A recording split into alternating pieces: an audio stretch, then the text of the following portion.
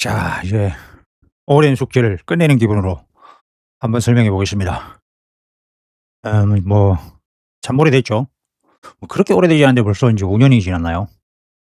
저한테는 엊그제 같고 그 감동이 아직 생생하고, 모든 합격자분들한테 물어보면은, 지금 법무사 하는 분들한테 물어보면은 그날의 기억이 생생하단 말이죠.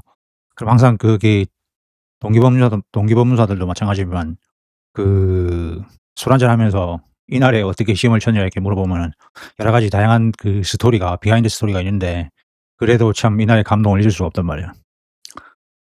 저한테도 그랬죠. 인생이 거의 하늘과 땅이 뒤바뀌는 경험이었어요. 그래서 여러분들도 어떻게든지 이 동영상을 보고 계시는 분들은 전부 다 아 합격을 간절히 바라고 있는 분들이실 텐데, 언제든지 인제 합격이 되면은 음 저와 유사한 경험을 하시리라 생각이 됩니다. 일단 제가 오늘 설명드릴 거는 가장 중요한 포인트를 좀 일단 한번 짚어 볼게요. 저 같은 경우는 사업고시를 이제 그만두고 2008 년에 그만두고 인제 한 12 년이 지났잖아요. 그리고 이제 3 개월 만에 인제 생동차를 합격했는데, 그 당시에는 일단 1 차가 2020 년도 1 차가 6월 20일 날 시험 쳤고, 그다음에 2 차가 9월 18일 날 시험 쳤어요. 그러니까 딱 3 개월간 기간이 있었던 거죠. 그래서 이 3 개월 동안 제가 인제 뭘 할까?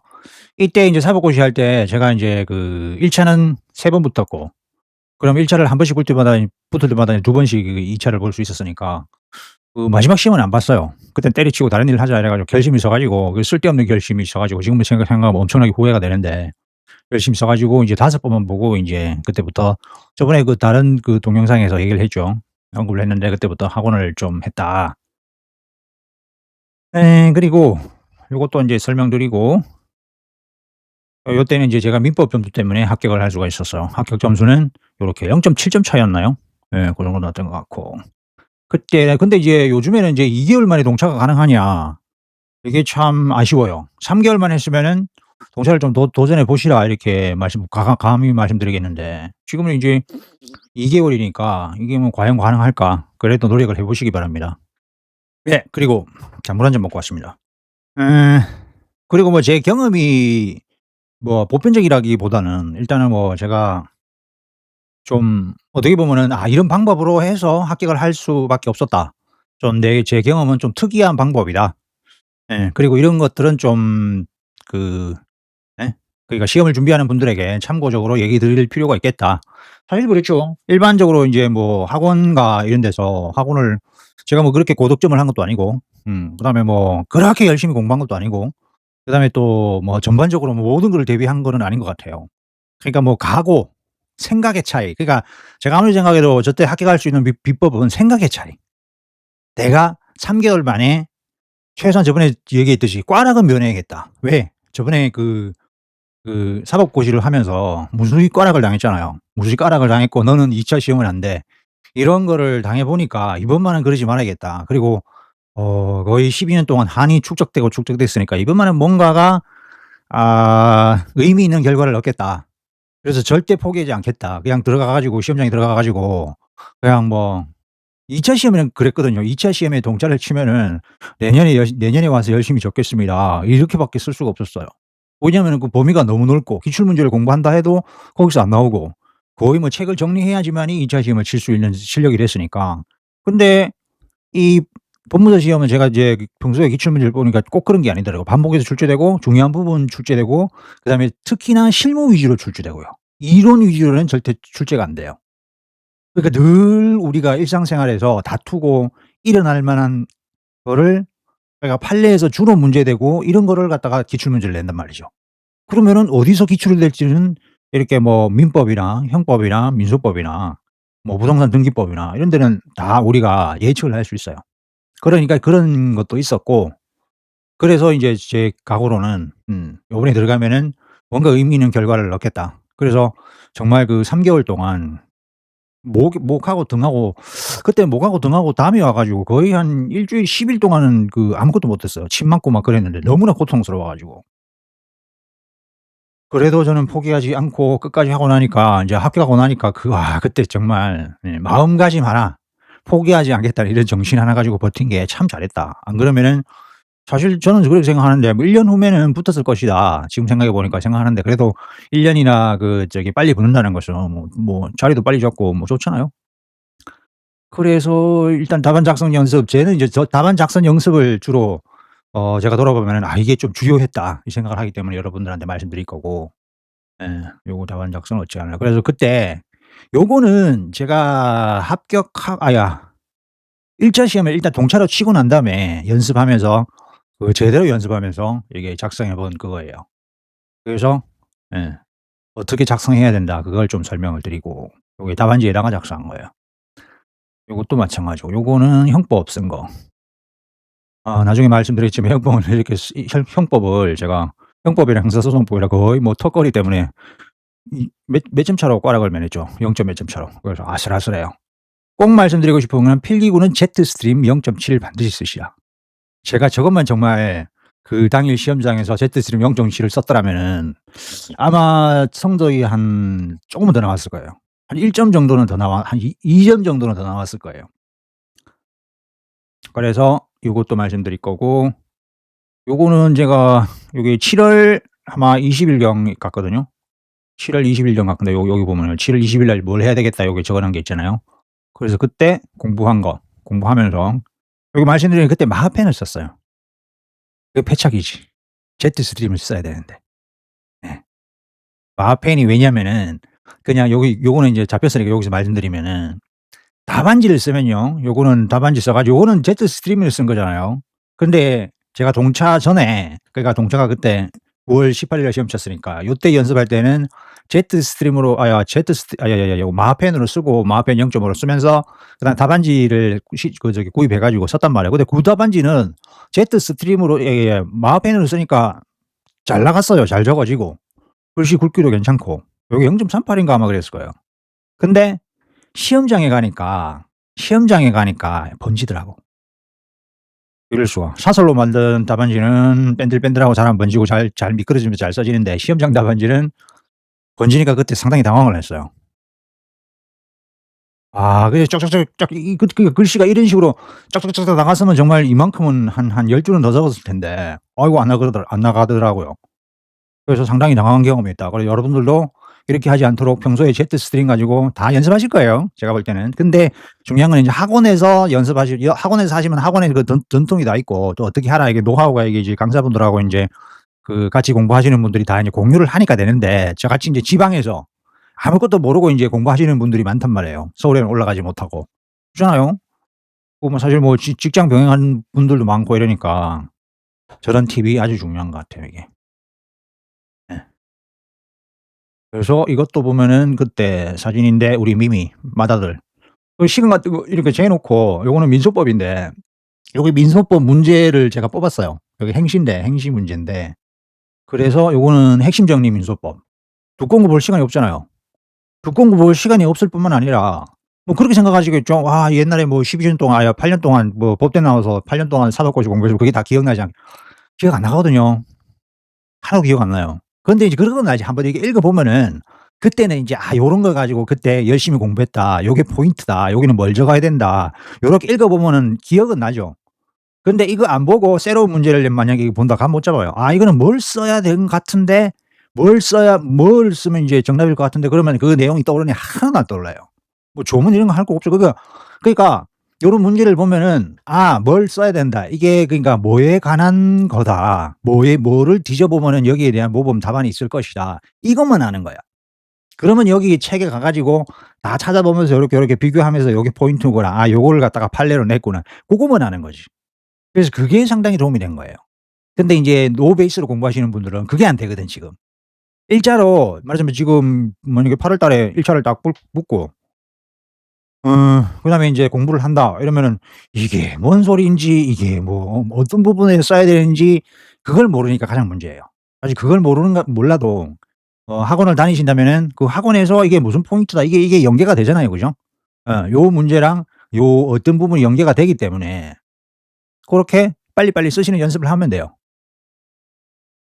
여기서 좀 색다른 풍경을 설명해 드리면은 아따 설명하죠. 일단은 좀 한번 제가 뭘 이렇게 말씀드리려는지 전체적으로 말씀드리니까. 그러니까 인제 어떤 저는 각오로 임했냐면은 그러니까 3 개월 동안 90일 동안 매일 시험 친다는 각오로 임해 보라 이거죠. 저는 그랬거든요. 매일 시험 친다. 그럼 매일 시험 치면 어떻게 임하겠어요? 책을 오늘부터 딱 해 가지고 기본서를 열심히 읽는다 아니면 강의만 열심히 듣는다.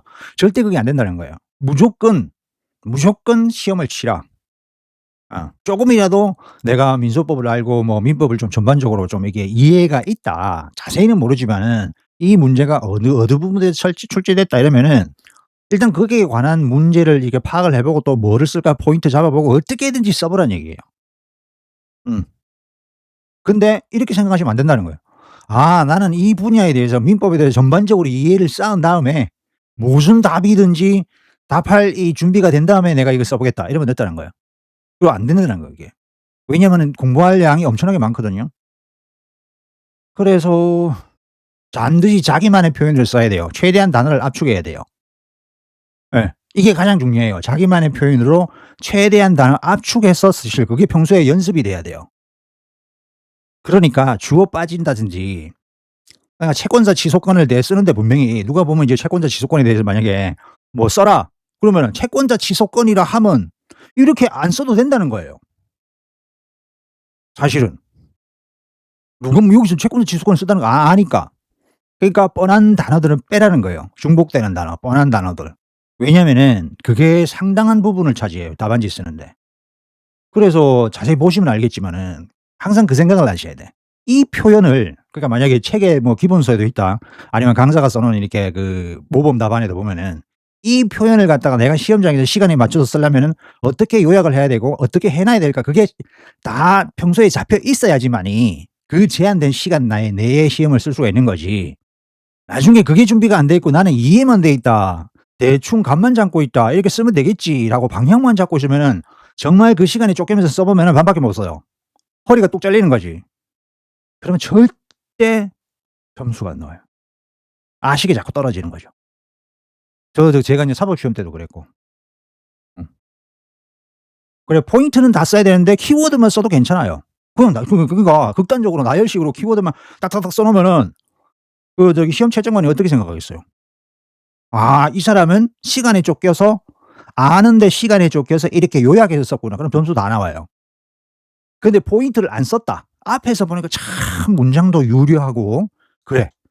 근데 뒤에 요건을 5 개를 써야 되는데 요건을 3 개를 안 썼어. 그럼 점수를 주고 싶어도 줄 수가 없어요. 앞에 거는 완벽해. 그러니까 완벽하게 내가 10 점을 넣겠다 생각하지 말고 대충 쓰더라도 여기서 7 점을 넣겠다. 8 점을 넣겠다. 이렇게 생각하셔야 돼요. 그 버릴 거는 버려야 되는 거지. 그러니까 제가 인제 여기 동차를 준비를 하면서 항상 그 생각을 했던 거예요.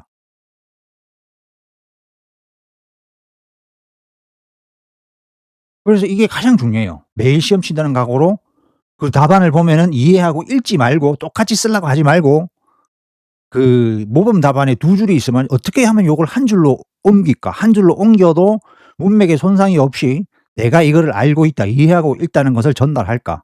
이거죠. 고걸 해야 돼요. 어. 그다음에 요거는 다음에 설명해 드리고 그러니까 예상 문제 만들어 가지고 마인드로 철학하여 시험 5분 전까지 보는 게 가장 핵심이에요. 그러니까 자기만의 표현으로 단어를 압축해 가지고. 그러니까 이렇게 딱 보면은 나중에 보면은 이게 쭉 문장식으로 읽으면 절대 못 써요 그거. 그러니까 무슨 요건은 이렇게 딱딱딱 나와야 돼요. 그러니까 춤추듯이 리듬처럼 이렇게 머릿속에 딱딱딱 있어야지만이 문제를 딱 보고 '아 이거 채권자 대위권 요건 쓰자.' 하면은 채권자 대위권이라 하면 여기서부터 나오면 안 되고 채권자 대위권 이렇게 앞에 제목 썼으면 요건 해 놓고 1 피보전 채권이 존재해야 된다. 이렇게 나와야 되는 거라. 2 번 뭐는 상관이 없다. 뭐야 채권자 대위권 다 까먹었는데 좀 실무 다 까 아 저 이론 다 까먹었어요. 그럼 만약에 채권자 대위권이 뭐야 그게 채권자 기한이 도래해야 된다. 뭐 이런 게 있잖아요. 그 도래해야 된다? 안 해도 된다. 그럼 판례 가로쳐 가지고 판례 이렇게 쓰고 간단하게 쓰는 연습을 해야 돼. 어쨌든지 간에 제가 여러분한테 당부하고 드리고 싶은 건 바로 이거예요. 그래서 요거는 간단히 말씀드리면은 제가 이제 도시락을 싸 갔거든요. 저는 부산에 있으니까. 백석 거기 역 근처에 보면 미라벨 호텔 그걸 이틀 전 하루 전인가 이틀 전인가 예약을 했어요. 하루 전에 가 가지고 그 주변에 좀 산책도 좀 하고 그다음에 밥도 먹고 왜냐하면은 여기서 안 먹다가 식당이 문 닫을 수도 있는 거도 새벽에. 여기 햇반을 사 갔어요. 여기 전자레인지 다 있잖아요, 객실 안에. 그래 전자레 햇반이가 데펴 가지고 이게 싸간 반찬이라 요게 건강에 좋은 일이 이렇게 반찬만 싸 가지고 그렇게만 먹었어요. 예. 그러니까 뭐 밥 먹는데 어디 가서 뭐 먹을까 이게 스트레스가 없는 거죠. 근데 시험 치는데 만약에 좀 몸이 지금 긴장해 있는데 바깥에서 짜장면을 먹는다지 만두를 먹는다지 이렇게 뭐 돼지 수육을 먹는다지 그렇게 맛있게 먹어 가지고 탈이 나면 어떻게 되죠? 정말 엿되죠. 그러니까 평소에 먹던 음식 간단하게 이게 허기만 이게 할 수 채울 수 있는 음식을 싸 가지고 가서 요렇게 먹고 다음날 시험 칠 때 요거 쪼금씩 가지고 도시락을 제가 직접 싸서 갔어요. 새벽에 6 시에 일어나 가지고. 요거는 시험장에 여기 사법연수원 시험장에 가 가지고 요렇게 제가 싸 가지고 예 이렇게 했어요. 우와 벌써 18 분. 18 분을 설명을 했네요. 그럼 앞에서부터 다시 한번 설명해 봅시다. 그래서 뭐 이거는 뭐 간단히 보면 알겠죠. 제가 민법 점수 때문에 합격을 했고 여기 보세요. 형법은 3점 차, 2.5점 차. 와 2.5점 차. 사실 형법하고 형사소송법은 공부할 시간이 없었어요. 왜냐하면은 민법하고 첫 달에는 한 달에는 그러니까 6월 20일 날 시험 치고 7월 20 일경까지는 1차 시험 발표 날 때까지는 민법하고 민사소송법 정리하는데 시간을 거의 다 할애를 했어요. 그래서 형법하고 형사소송법은 볼 시간이 거의 없었어요. 그래서 요것도 자세히 보니까 물론 뭐 하루에 뭐 이게 포인트 몇 개씩 정리하긴 했지만은 그걸 반복할 시간이 별로 없었어요. 어떻게든 민법하고 민사소송법이 제일 중요해 보였고 그때. 그래 가지고 요거를 갖다가 기출 예상 문제 답안지 만드는 데 거기 집중했어요. 그러니까 답안지 만드는데 여기 보면은 어디 있지? 예. 예상 문제를 어떻게 만드냐면은 변시, 법원 행시, 최신 기술 최근 5 년간 여기 나온 거는 언제 나올지 모르죠. 만약에 변시에 작년에 나왔다면은 어 올해 법시에도 나올 수 있으니까. 그래서 요걸 갖다가 문제를 갖다가 아까 그랬잖아요. 매일 시험 친다는 각오로 이렇게 했다 그러잖아요. 그러면은 여기 만약에 법원 행시의 민법 문제를 오늘 풀겠다 하면은 그것만 보는 거예요. 그 포인트만 보는 거예요. 다른 걸 안 읽고. 어. 그러니까 뭐 법원 행시에 뭐 민법에 계약 해제가 나왔다 이러면은 계약 해제 부분에 의의 적고 그다음에 뭐 요건 이런 게 적는 연습하고 거기 또 관련 판례 이렇게 연습하고 답안지를 다 적은 다음에 어떻게 했냐면은 답안지를 일단 기출 답안을 답안지에 써 보고 내 나름대로 여기가 시험정이다 생각하고 이렇게 써 보고 그다음에 워드로 다시 정리했어요, 컴퓨터로. 그러니까 그때 코로나니까 밖에 못 나가고 도서관 못 나갔잖아요. 그러니까 그게 인제 제가 제한테는 그거였는 거라. 작업을 이렇게 여기서 다 할 수 있으니까. 그리고 인제 사실은 도서관에 나간다 하면은 책을 두꺼운 책을 다 들고 다닐 수가 없잖아요. 그러니까 그게 제약이에요. 그래서 저 같은 경우는 하루에 한 과목만 정리한 게 아니고 시간이 되면은 하루에 여기 보면은 민법도 정리하고 아니면 여기 민사서류 작성 있잖아요. 그죠? 민사서류 작성 이게 같이 했거든요. 그러니까 요거 하다가 집에서 사실 공부하면 요거 하다가 저거 하다가 그러니까 저는 어떻게든지 이 시험을 어떻게든지 의미 있게 좀 점수를 얻겠다 그런 목표이기 때문에 무슨 집에서 공부 되니 안 되니 그런 핑계를 댈 쓸 수도 없었죠. 그래서 예. 그다음에 법시 같은 경우는 그러니까 요거 좀 한 3 년치 그러니까 요렇게 한 3 년치 정리하고 법시를 한 2 년치 정리하니까 이제는 좀 이게 새로운 문제를 봐도 거의 다 적겠는 거예요 이게 문제를. 내 혼자서 답안을 이렇게 아무 오픈북이 없이 이렇게 작성할 수 있는 거예요. 그러니까 저는 이 생각을 했죠. 일단 매일 시험 치는데 오픈북으로 한다는 각오로 하면 된다. 그거 몇 번 해 보면은 나중에는 오픈북을 안 해도 실질적으로 그러니까 쓸 수 있지 않냐. 이런 계획으로 계속 밀어붙인 거죠. 그래서 법시 같은 경우는 뭐 1 년, 2년 기출 문제가 또 이 제출 출시 예? 출제되지는 않거든요. 말이 안 나와. 그래서 이거는 제대로 제끼고 요렇게 해서 정리를 했단 말이에요, 포인트별로. 그다음에 이제 학원 예상 문제 있죠. 저는 학원을 안 다녔으니까 일단 여러 군 다 학원을 다니면 학원 예상 문제 하시면은 뭐 거기 얘기 들어보니까 뭐 80% 적중했다, 90% 적중했다 뭐 이런 말이 있대요. 근데 중요한 건 적중한 게 중요한 게 아니고 내가 그걸 쓸 연습을 하고 있었느냐 안 있었냐 요게 이제 합격을 좌우한다는 게 제 생각이에요. 한번 여러분이 해 보세요. 왜냐면 1차 시험도 그렇고 2차 시험도 그렇고 우리는 인간은 공통적인 이 뇌를 타고났고 뭔가 이게 받아들이고 학습하는 능력이 비슷한 공통적인 점이 있기 때문에 어떤 방식으로 가야 되고 어떤 방식으로 가면 안 된다. 저는 그렇게 생각해요. 그게 예. 공유를 한다고 생각하거든요. 그러니까 이제 한번 해 보세요, 그게 되는가.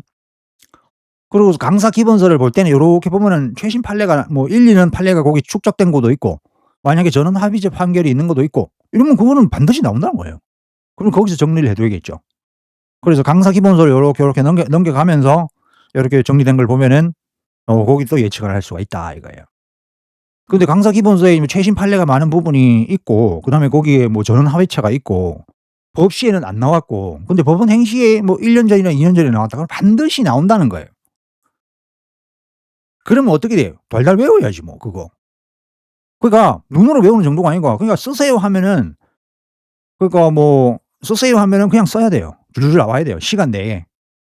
그 연습을 딱 해 두면은 그게 쌓이고 하면은 그냥 붙는다는 거예요. 그게 제 생각이라는 거죠. 그렇게 하고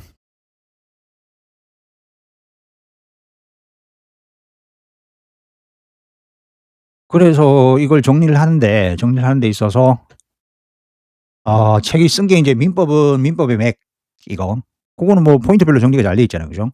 판례나 요건이나 간단하게 정리돼 있는데 중요한 거는 제 생각에는 이 민법의 맥에 나오는 표현들도 길다. 판례도 길다. 엄청나게.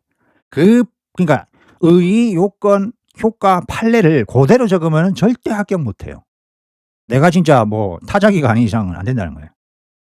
아직까지 법 시에는 그 손으로 써야 되기 때문에 타자기로 쓰는 게 아니기 때문에 절대 그걸 갖다 요약하는 연습을 하셔야 돼요. 음. 중요한 포인트 같은 경우는. 그래서 이걸 썼어도 저는 읽지만은 안 하고 반드시 이게 써 가지고 제 표현으로 요약을 다 했어요. 가만히 읽어 보면 항상 단어가 중복이 돼. 예.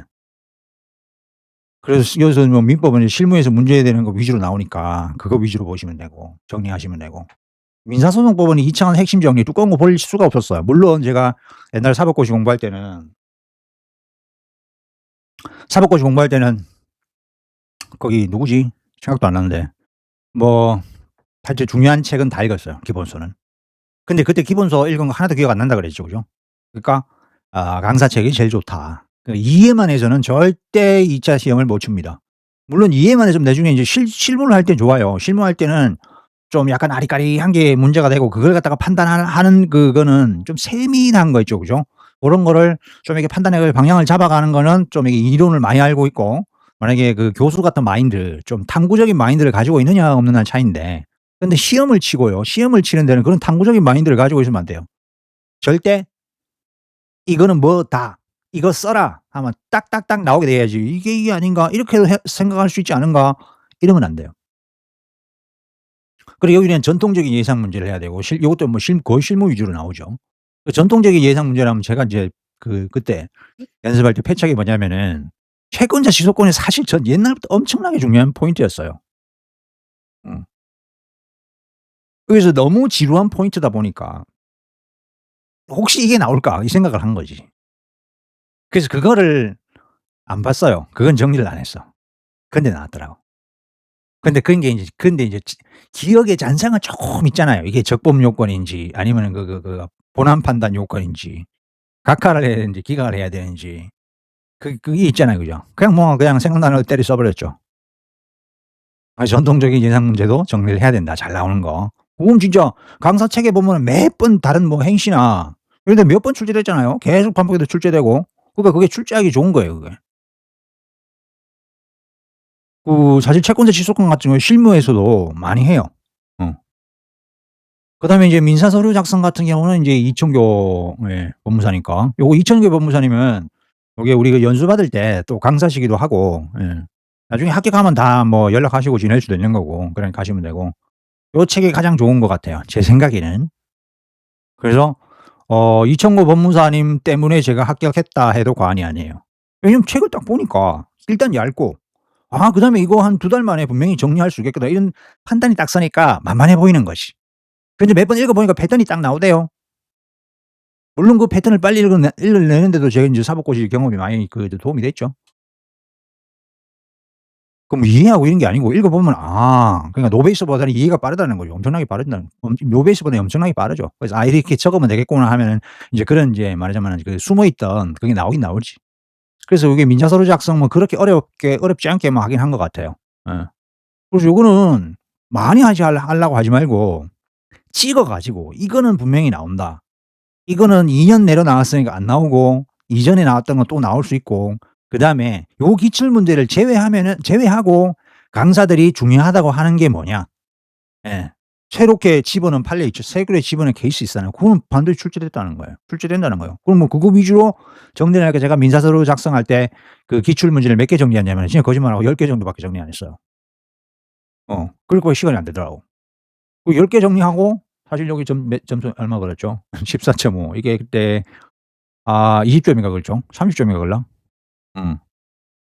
70 점, 30점 그렇게 나오죠. 어.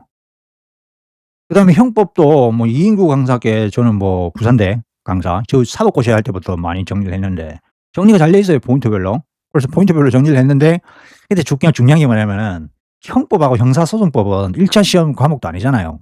그러니까 제가 볼 때는 저기 그 법무사 시험에서 충분히 저걸 감안하는 것 같아. 그래서 나름대로 이제 형법하고 형사소송법을 좀 그 옛날 그 공부하던 식으로 사법고시 공부하던 식으로 포인트별로 정리한다고 했는데 거의 이게 한 달은 그걸 했고 민법하고 민사소송법을 했고 그다음에 또 두 달부터는 또 복수법 민법 민사소송법 정리한 거 복습하면서 형법하고 형사소송법을 했는데 많이는 못 했어요. 많이는 정리하지 못하고 내용이 많잖아요. 근데 이제 내용이 많으면 책을 다 읽을 수는 없었고 그래서 제가 그랬거든요. 기본서는 제가 저 한이 됐던 게 옛날에 기본서만 읽다가 2차 시험 그 답안지 연습 안 해다가 항상 2 차를 하버고시 2 차를 다 떨어졌다. 이 생각이 정말 그 제가 한처럼 박혀 있기 때문에 요번에는 뭐냐면 절대 기본서 안 읽는다. 그래서 무조건 답안지 작성 연습한다. 쓰는 연습한다. 그러니까 쓰는 데 있어서는 도사가 돼야 돼요. 2차 시험 붙으려면 쓰는 연습을 해야지 무슨 1년 연습을 해요. 구술 연습 아니거든요. 구술 연습도 만약에 구술 연습이 있다 이러면은 당연히 말하는 연습을 해야 될 것이고 2차 시험은 무조건 적는 연습을 해야 되잖아요. 그죠? 그래서 일단은 이걸 갖다가 형사소송법하고 형법은 적는 연습을 많이 못 했어요. 그 어떻게든지 포인트 정리해 가지고 포인트를 정리한 다음에 그 중요한 판례 있잖아요. 그죠?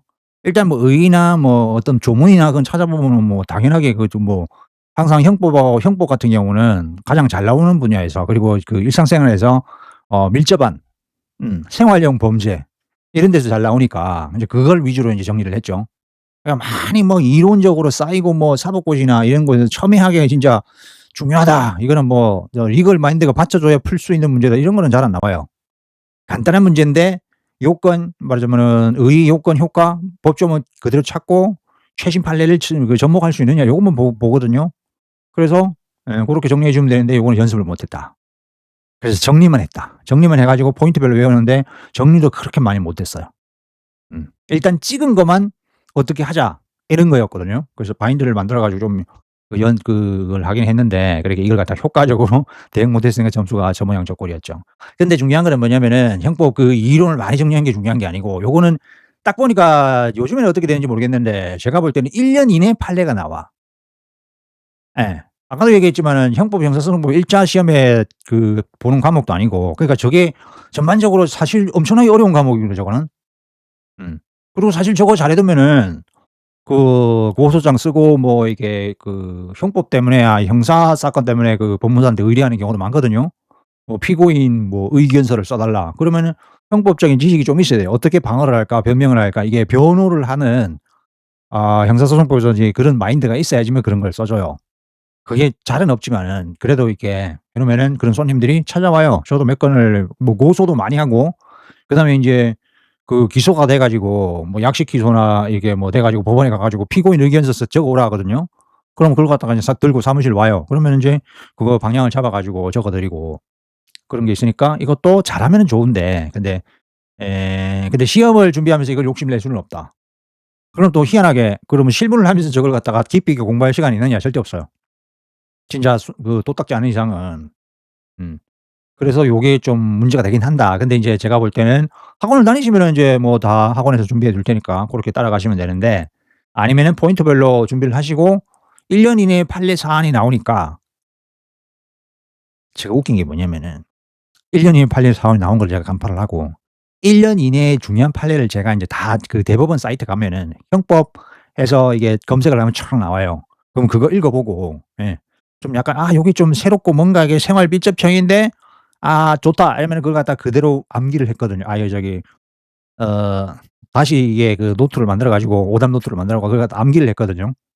그래서 쪼금만 그거를 좀 이렇게 확장을 했었으면은 점수를 더 잘 얻을 수 있었을 텐데, 요건 효과 고거 적는 연습을 했으면 됐겠는데 그 연습도 안 되는, 시간도 없었는 거라.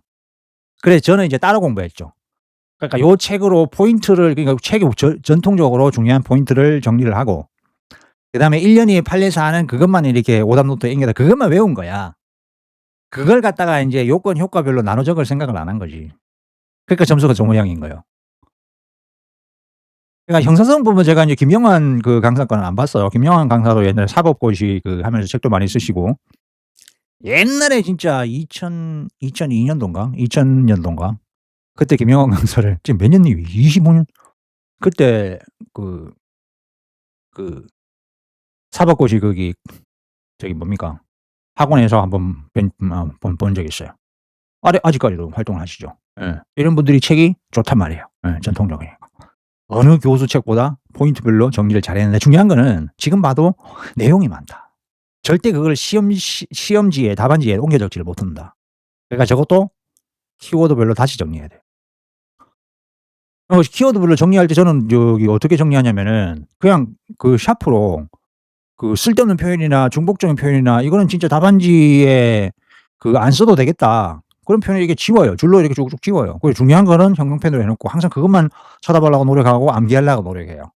그리고 쓰는 연습. 음. 줄이고 머릿속에 집어넣고 리듬을 타고 써 보고 다시 한번 체크해 보고 이런 연습을 자꾸 반복해 보시면 돼요. 그래서 중요한 건 뭐냐면은 이렇게 생각해 봐요.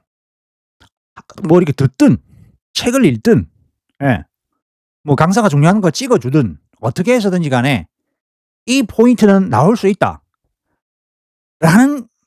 '나올 수 있다.' 내가 들어. 근데 시험장 가면 다 그렇게 나와요.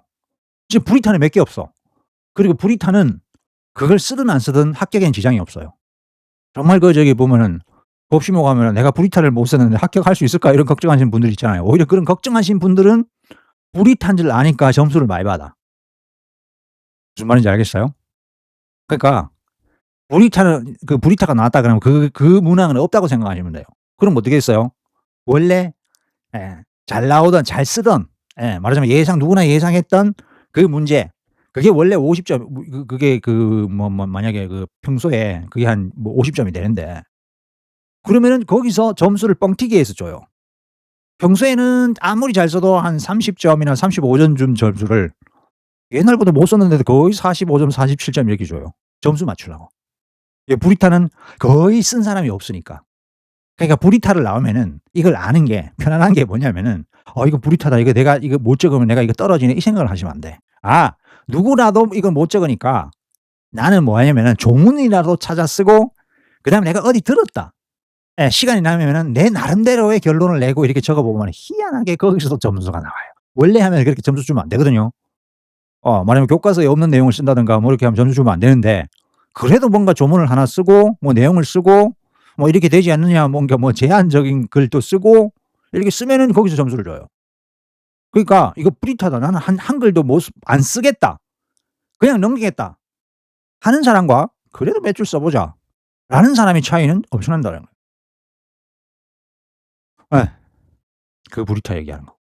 그래서 요것도 판례 사안을 하면은 다 나오는데 요거는 제가 판례만 정리했다. 거기에 관련돼서 답안을 안 만들어 봤다. 그래서 제가 쭈뜻 늘린 거는 1년 이내 판례 사안인데 1년 이내 찾아 가지고, 왜냐하면 이거는 책에 반영 안 될 기본서에 반영이 안 될 수가 있어요. 반드시 그래요. 기본서 반영이 안 돼. 그래서 '저걸 왜 저렇게 내나.' 이 생각해 보니까, 법무사가 되면은 판례도 스스로 찾아 가지고 좀 뭔가 이게 업무에 반영할 수 있는 능력이 있어야 된다, 이걸 갖다가 해 보는 것 같아. 그래서 이거는 반드시, 예, 대부분 판례 사이트 가 가지고 따로 정리한 다음에 거기에 대해서만의 그 사안을 이렇게 해 가지고 거기에 대해서만 모범 답안을 한번 작성해 보라. 그러면 100% 다 낼 것이다. 예. 근데 저는 그 나올 판례는 다 찍었어. 내 그 요약집에 판례가 거의 100% 다 있었어요. 그 저는 이 생각한 거야. '와 이거 진짜 그 판례를 다 적었으니까 판례 결론하고 판례 내용하고 좀 다 적었으니까 이거 진짜 한 80점 나오는 거 아니야? 총.' 그 생각을 했더니 웬걸 40 점도 안 나오더라고. 항상 시험 치고 나면은 이 얘기도 드리고 싶은 게 내 예상이랑 항상 거꾸로 나온 경우가 많아요. 점수 안 나온다 과목 글 때 법시험 보니까 '와 이거 점수 안 나올 것 같아요.' 막 이런 그런 분들은 뭔가 아는 거야. 뭔가 이게 얼마 적어야 점수가 나오고 얼마 뭘 못 적으면 포인트를 적었다 못 적었다 이걸 아시는 분들이야. 그러니까 그런 아시는 분들 같은 경우는 뭔가 각오만 잘하고 뭔가 대비만 잘하면은 분명히 그에 붙을 수 있다는 거예요. 물론 그렇게 뭐 '나는 뭐 이게 똥인지 된장인지 아무것도 모르겠다.' 이런 분들은 그런 안목을 키우기 위해서 인제 시간을 보내야 되겠지만은 또 얘기 드린 거예요. 그런 안목만 키우다 보면은 절대 합격이 안 된다는 거예요. 그런 안목 키우는 거랑 2차 시험 붙는 거는 전혀 딴 나라는 얘기예요. 딴 나라 얘기야. 제가 강조하고 싶은 그거예요. 제가 저기 안목 키우다가 그 사법고시 그냥 달나라로 보냈으니까. 그리고 이제 부동산 등기법하고 신청 서류 작성 요 1차 때 보던 걸로 계속 이제 요약을 했는데 근데 여기 5 년간 책의 특징이 뭐냐면은 중복되는 단어가 너무 많아요.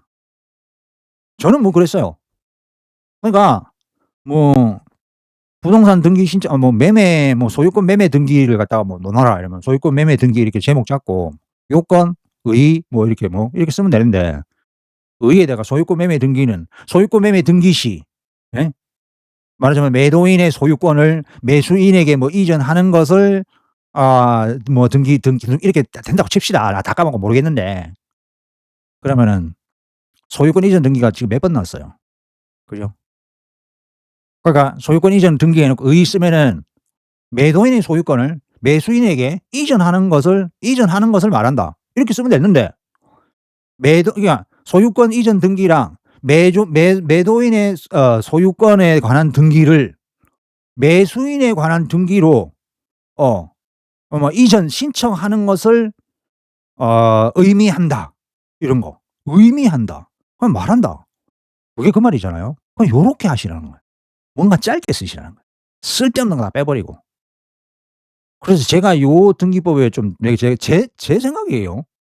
좋아요 책. 제가 볼 때는 제가 공부할 때는 그 유석주 법무사 서울대 출신. 유석주 법무사도 우리 저기 강사 그거예요. 그러니까 말하자면은 그 부동산 등기법의 권위자죠. 예. 그 연수원 강사분이세요. 말하자면 나중에 인제 그 유석주 법무사님 이게 연락처 다 이제 알 수 있거든요. 그럼 그때 가서 질문도 하시고 이렇게 다 하시면 돼. 예. 또 알고 지낼 수도 있는 거고. 근데 이제 5 년간 책은 줄을 닳고 나서 포인트를 다 내서 아주 좋더라고. 유석주 법무사는 지금 봐도 막 너무 많아. 서울대 출신은 원래 그렇잖아. 그래서 요거는 이제 요렇게 예상 답안지를 다시 키워드별로 만들어야 된다. 그리고 등기 신청 서류 작성 보면은 첨부 서류 있죠. 그죠? 제가 제일 짜증 났던 게 그거였어. 첨부 서류 보면은 항상 단어가 너무 많이 중복돼. 그래 가지고 그 단어를 이렇게 물론 충분히 이해하고 오해 없이 이해하기 위해서는 그걸 다 써야 되는데 그 답안을 작성하는 분은 누구예요? 등기법에 대해서 통달한 사람이잖아. 그래서 어떤 키워드만 딱 쓰면은 '아 이 쓴 사람이 이걸 알고 썼구나.' 딱 돼요. 그런데 이 쓸데없는 단어들 다 집어넣는다고 아까 얘기했지만 요건 5개 중에서 3 개를 못 써 버렸어. 그럼 점수를 줄래야 줄 수가 없어. 그래서 등기법에서 제가 시간 대비 이것도 그랬거든요. 등기 신청 서류 작성은 그걸 갖다가 하루 종일 하는 것도 아니고 만약에 그 부동산 등기법하고 이거는 중복되니까 만약에 민사소송법을 그날 공부했다. 예? 그럼 형법을 공부했다. 그러면 이거 하나 작성해 보는 거예요. 한 2개 정도. 그러니까 등기 같은 경우는 1 차에서 어떻게든 읽었잖아요. 읽고 많이 했어. 그리고 2차 포인트가 1차 포인트랑 그렇게 다르지가 않아요. 1차 시험 읽을 때도 첨부 서류가 뭐다 이런 거를 다 이게 우리가 공부를 했기 때문에 이거는 빠른 시간 내에 그러니까 말하자면은 공부를 할 수가 있어요. 어. 그렇기 때문에 이거 같은 경우는 문제가 여기서 좀 이게 점수를 얻어 줘야 되는 거죠. 제가 가장 걱정이 됐던 그거예요. 그러니까 이 변호사들은 이런 거 전혀 안 하잖아요. 그죠? 공부를 안 해. 변시에서도 그 시험 과목도 없고 그다음에 학교에서도 공부를 안 했는데 우리가 등기법을 왜 해? 이래 놓고는 나와서는 또 등기 하려하다가 인제 사무장 구해 가지고 이렇게 등기하는데 우리는 처음부터 부동산 등기부를 깊이 있게 공부하잖아요. 예. 그러니까 여기서 뭐냐면 1 차에서 공부해 주면은 이거는 쉽게 우리가 점수를 따려고 할 수 있는 부분이에요. 그러니까 요약도 빨리 할 수 있고 어떤 부분이 중요하다 중요하지 않다 이것도 빨리 캐치를 할 수가 있고. 예. 그래서 저 같은 경우는 가장 걱정이었던 그 요번에 그 동차 시험을 치면서 이거는 뭐 어떻게든 제가 뭐 밀어붙일 수 있단 말이야. 옛날에 짬밥이 있다 이러면서. 뭐 짬밥이 아무 그 소용없다는 건 판명되지만은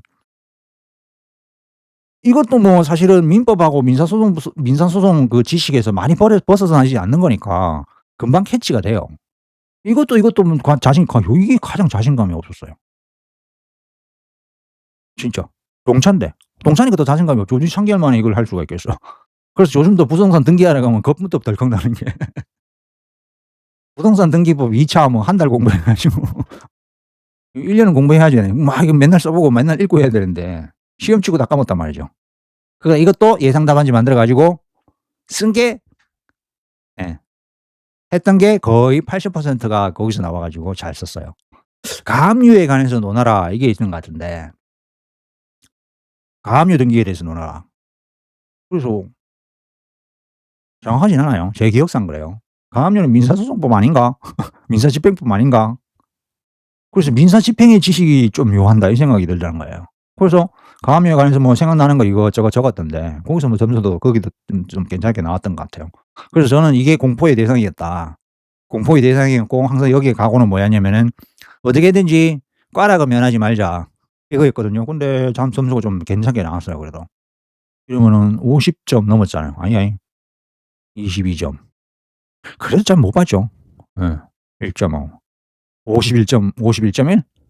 아이고. 61.1. 예. 뭐 학교에서 평균보다는 60점 같은 경우는 상당히 높죠. 4 점이나 높은데. 엄청나게 잘 본 거지 그 정도는 뭐. 이것도 58점. 이게 인제 못 봤죠. 오히려 공포를 떨었다는 건 잘 봤고 오히려 와 좀 건방을 떨었던 거는 이렇게 됐고. 민법 같은 경우는 제가 인제 철저히 뭐 이거 말하자면은 67점이 나왔던 이유가 답안지하고 요약하고 그것 때문에 나왔던 것 같아요. 사법고시에는 67점이 나오면 저건 수석하거든요. 하늘로 그러니까 천정으로 뚫고 나가는 점수죠. 사법고시 평균 점수가 옛날에 뭐 학교 갈 때 거의 50점을 안 넘어갔으니까 46점, 47점 이랬으니까. 그러니까 이거 점수 보고 와 깜짝 놀랐어요. 그래서 이게 뭐냐면은 요런 것 같아요. 그 법무사 2차 시험은 점수를 잘 준다. 뭐를 적어도 어떻게든 점수를 준다. 예. 그러니까 정확히 안 적고 비스구름이하게 적어도 핵심 키워드만 다라락 적어도 점수를 준다. 그러니까 평상시에 그걸 연습하셔야 돼요. 근데 강사들 이게 책 보면은 참 완벽하게 적어 놨잖아요. 그렇게 적을 수가 없어요. 그걸 그 제한된 시간에 그렇게 적겠다고요? 그건 절대 아니고 강사들 점수 같은 경우는 전부 다 그렇게 보시면 돼요. 그 며칠 동안 고민하시다가 판례 다 찾아가고 책 다 찾아보고 이렇게 가신 거지 그 강사분의 말하자면 뭐 변호사분의 머리에서 나온 것도 아니고 저도 뭐 문제 보면은 뭐 실무 얼마 했다고 뭐 민법 민사소송법 보면은 답이 나오느냐 안 나와요. 싹 다 까먹었어요. 지금 시험 치면 아마 떨어질걸요? 점수 없이 그러니까 예 이게 철저한 준비가 돼 있어야 되는 거죠. 누구나 다 그럴 거예요. 변호사 뭐 진짜 이게 하다가 법무사 시험 지금 한번 당장 쳐 봐라. 5-6년 해 가지고 다 까먹은 사람한테 쳐 봐라. 이렇게 하면은 저꽐락이 나올 거예요. 한 40 점은 나오겠다. 아니야 40 점은 나오겠다. 그래도 어디서 들은 썰이 있어 가지고 특히 뭐 사실 뭐 소장 작성 이런 거는 거의 뭐 완벽하게 쓸 거고 민사소송법도 거의 비슷하게 쓸 건데 예 안 된다. 절대 안 됩니다. 그러니까 인제 그 답안지를 연습하고 평소에 해 놓은 사람이 그렇죠. 진격의 말하자면은 그 실력자죠 오히려 보면은. 저 같은 경우는 무슨 뭐가 뭐 옳다 그르다 뭐 문제는 이렇게 풀어야 이 문제 답은 이거다. 그거는 절대 지금 못 하고요. 이런 방법으로 붙었다 뭐 이거지. 그리고 답안 작성 연습할 때요 한번 보시면요. 이게요. 제가 아무리 따져 봐도 5 점이면 5 줄 잡으면 돼요. 그러면은 100 점이면 얼마예요? 100 분이잖아요. 100 줄이잖아요. 그럼 이게 몇 줄이냐면은 한 페이지가 30 줄이에요. 그러면 2 바닥, 3 바닥 채 페이지를 채울 수 있죠. 4 페이지까지는 못 채워요. 한번 채우는 분들도 있는데 과연 그게 평균적으로 하시는 분들이 가능할까요? 4 페이지까지 채우려 하면은 상당한 그게 요할 텐데 물론 그 채우는 사람도 봤어요. 근데 법무사 시험에서 그렇게 채우는 경우는 못 봤고 저는 한 2 페이지하고 3 페이지 정도 3 페이지 반 정도 채 아 2 페이지 반 정도 채웠나? 3 페이지 쓴 거는 거의 없는 것 같은데 3 페이지 쓴 경우도 있는 것 같긴 해요. 예. 그래서 고조 아니 5 점이면 5줄 잡으면 되고요. 그냥 한 과목당 3 페이지 정도. 요렇게 기준으로 잡으면 될 것 같아요. 그리고 답안지 쓸 때 어떤 분들은 여기 뚝뚝 많이 띄어 놓고 쓰시는데 제가 볼 때는 그런 건 선호하지 않아요. 그런 그 뭐야 그렇게 "이렇게 써라." 그런 법은 절대 없어요. 왜냐하면은 이거 쓸 때 만약에 뭘 빼놓고 쓰면은 거기 추가하려고 자꾸 그러시는 것 같은데 그거는 비추예요. 처음부터 뭐 '내가 자꾸 빼놓고 쓰니까 추가하자.' 이런 마인드 가지고 접근하시면 안 돼요. 그리고 만약에 뭘 진짜 쓰다가 보면은 뭐가 진짜 못 썼어. 그럼 요렇게 빼독해 가지고 요렇게 여기다가 뭘 해도 써도 괜찮고 그다음에 여기 밑에 써 가지고 여기 쫙 이렇게 해도 괜찮고 하여튼 읽기만 읽을 수 있으면은 점수를 다 줍니다. 어떻게든지 점수 주려고 그러니까 법무사 시험 어떻게든지 점수 주려고 불을 켜고 봐요. 왜냐하면 시험의 연령대가 그렇잖아요. 그래서 뭐 엄밀하게 뭐 그렇게 따지진 않는다는 거. 예 그것 때문에 걱정인 분들도 있으셔서 간혹 가다 보면 그걸 갖다가 질문을 하시는 분들이 있으셔서 제가 말씀드리는 거예요. 그래서 모든 그게 거의 그 문제를 보면 "결론이 뭐냐? 근거가 뭐냐?" 이렇게 설명하라는 거거든요. 결론은 뭐 "이 사안에서는" 그러니까 뭐 "이 사안에서는 이거 쓸 필요 없이 결론." 해 가지고 답만 쓰시면 돼요. 그러니까 한 단어라도 시간이 걸린다면은 안 쓸 생각을 해야 돼요. 당연히 아는 거를 쓸 필요가 없거든요. 결론 뭐 항소를 각하해야 된다. 항소를 기각해야 된다. 근거 그 조문이 뭐냐? 일단 조문이 뭔지 생각하고 그다음에 요건 1, 2, 3 이렇게 쓰고 그다음에 요건, 효과 같이 쓰고 중요한 거는 뭐냐면은 이게 인제 고득점의 그건데 요건, 효과 쓸 때 항상 거기에 관련된 판례를 많이 쓰려고 노력하셔야 돼. 근데 판례를 쓸 때 이렇게 처리한 법적 성질, 법정 소송 담당이다. 판례 이렇게 쓰시면 되지. 채권자 대의에서는 대법원 견해에 의하면은 채권자 대의에 소는 법정 소송 담당이면 해당한다 이렇게 쓰면 어떻게 돼요? 만약에 다른 요건을 4-5줄 쓰면은 점수를 진짜 3점 얻을 수 있는데 이거는 말하자면 법정 소송 담당이라는 게 이게 키워드란 말이에요. 그럼 이것만 쓰면 되는 거지. 다른 단어들 쓴다고 시간 많이 보존하면 그게 쌓이고 쌓이면 나중에 인제 뒤에 문제를 못 쓰게 돼요. 그게 제 생각이에요. 그래서 그런 각오로 제가 요약 답안지를 만들고 이랬거든요. 그렇게 써야 내가 모든 문제를 문제가 얼마나 많아요. 작년 문제인가? 이거 제가 한번 봤는데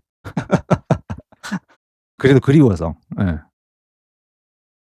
읽어 보면 동시이행을 약정했다. 이거 보면은 사실은 여기 동시이행 항변권이 나오는구나. 사실 이렇게 해 놓는데 사실 동시이행 항변권은 엄청나게 실무에서도 중요하고 책마다 엄청나게 중요하고 여기 해제권하고도 중요하고 상당히 중요하죠. 그죠? 동시이행 항변권에서도 하나의 포인트가 불안해 항변권.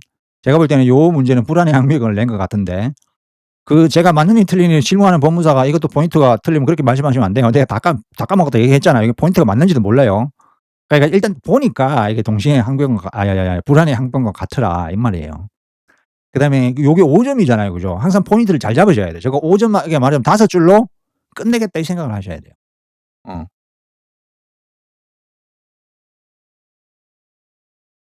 그리고 제가 인제 시험 시간을 까먹어 가지고 1차 시험 같은 경우는 2 시간을 보죠. 120분 맞죠? 그러면은 이게 순수하게 시험 답안지 적을 시간이 얼마 정도 되면은 이게 엄청나게 길잖아요. 그러니까 평소에 여기서 포인트를 추리고 간단간단하게 여기 써 보는 거예요. 저 같은 경우는 요거 보면은 고것도 한번 말씀드리면은 요거 목차 쓰는 예? 목차 쓰는 답안지 시험지 따로 주잖아요. 근데 그걸 활용할 수 있게 되던가요? 시간이 없을걸요. 저는 그걸 갖다가 이용을 안 했어요. 그러니까 여기다가 간단간단하게 요 포인트는 뭐다 뭐 써야 된다 이래 가지고 여기다가 옆에다가 간단간단하게 뭘 적었단 말이에요 그 키워드로. 예.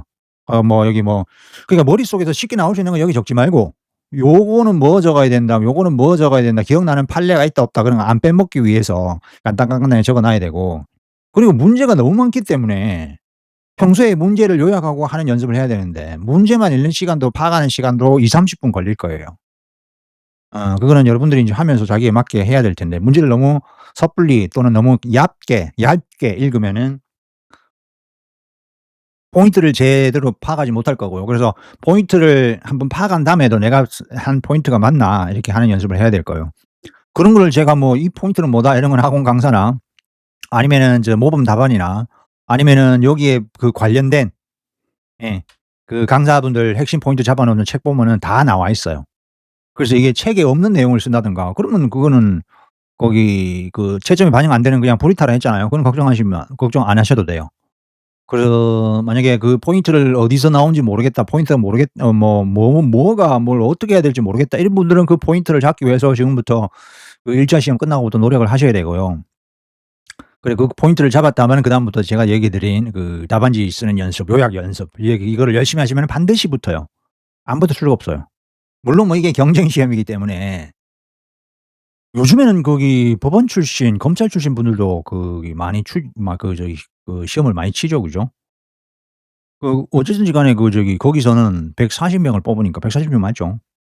어 3분의 1 에서 3 배수에서 140명 뽑으니까 그렇게 하냐 안 하느냐 그 차이 같아요.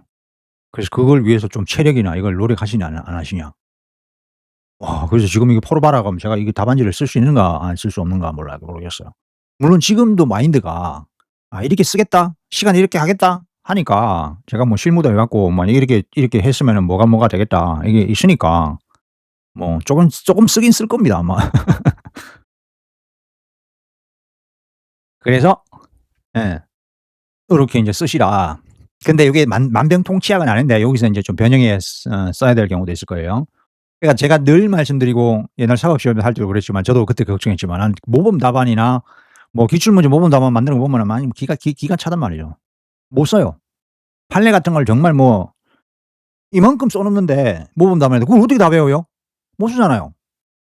그러니까. 그건 인간적이지 않은 거예요 그거는.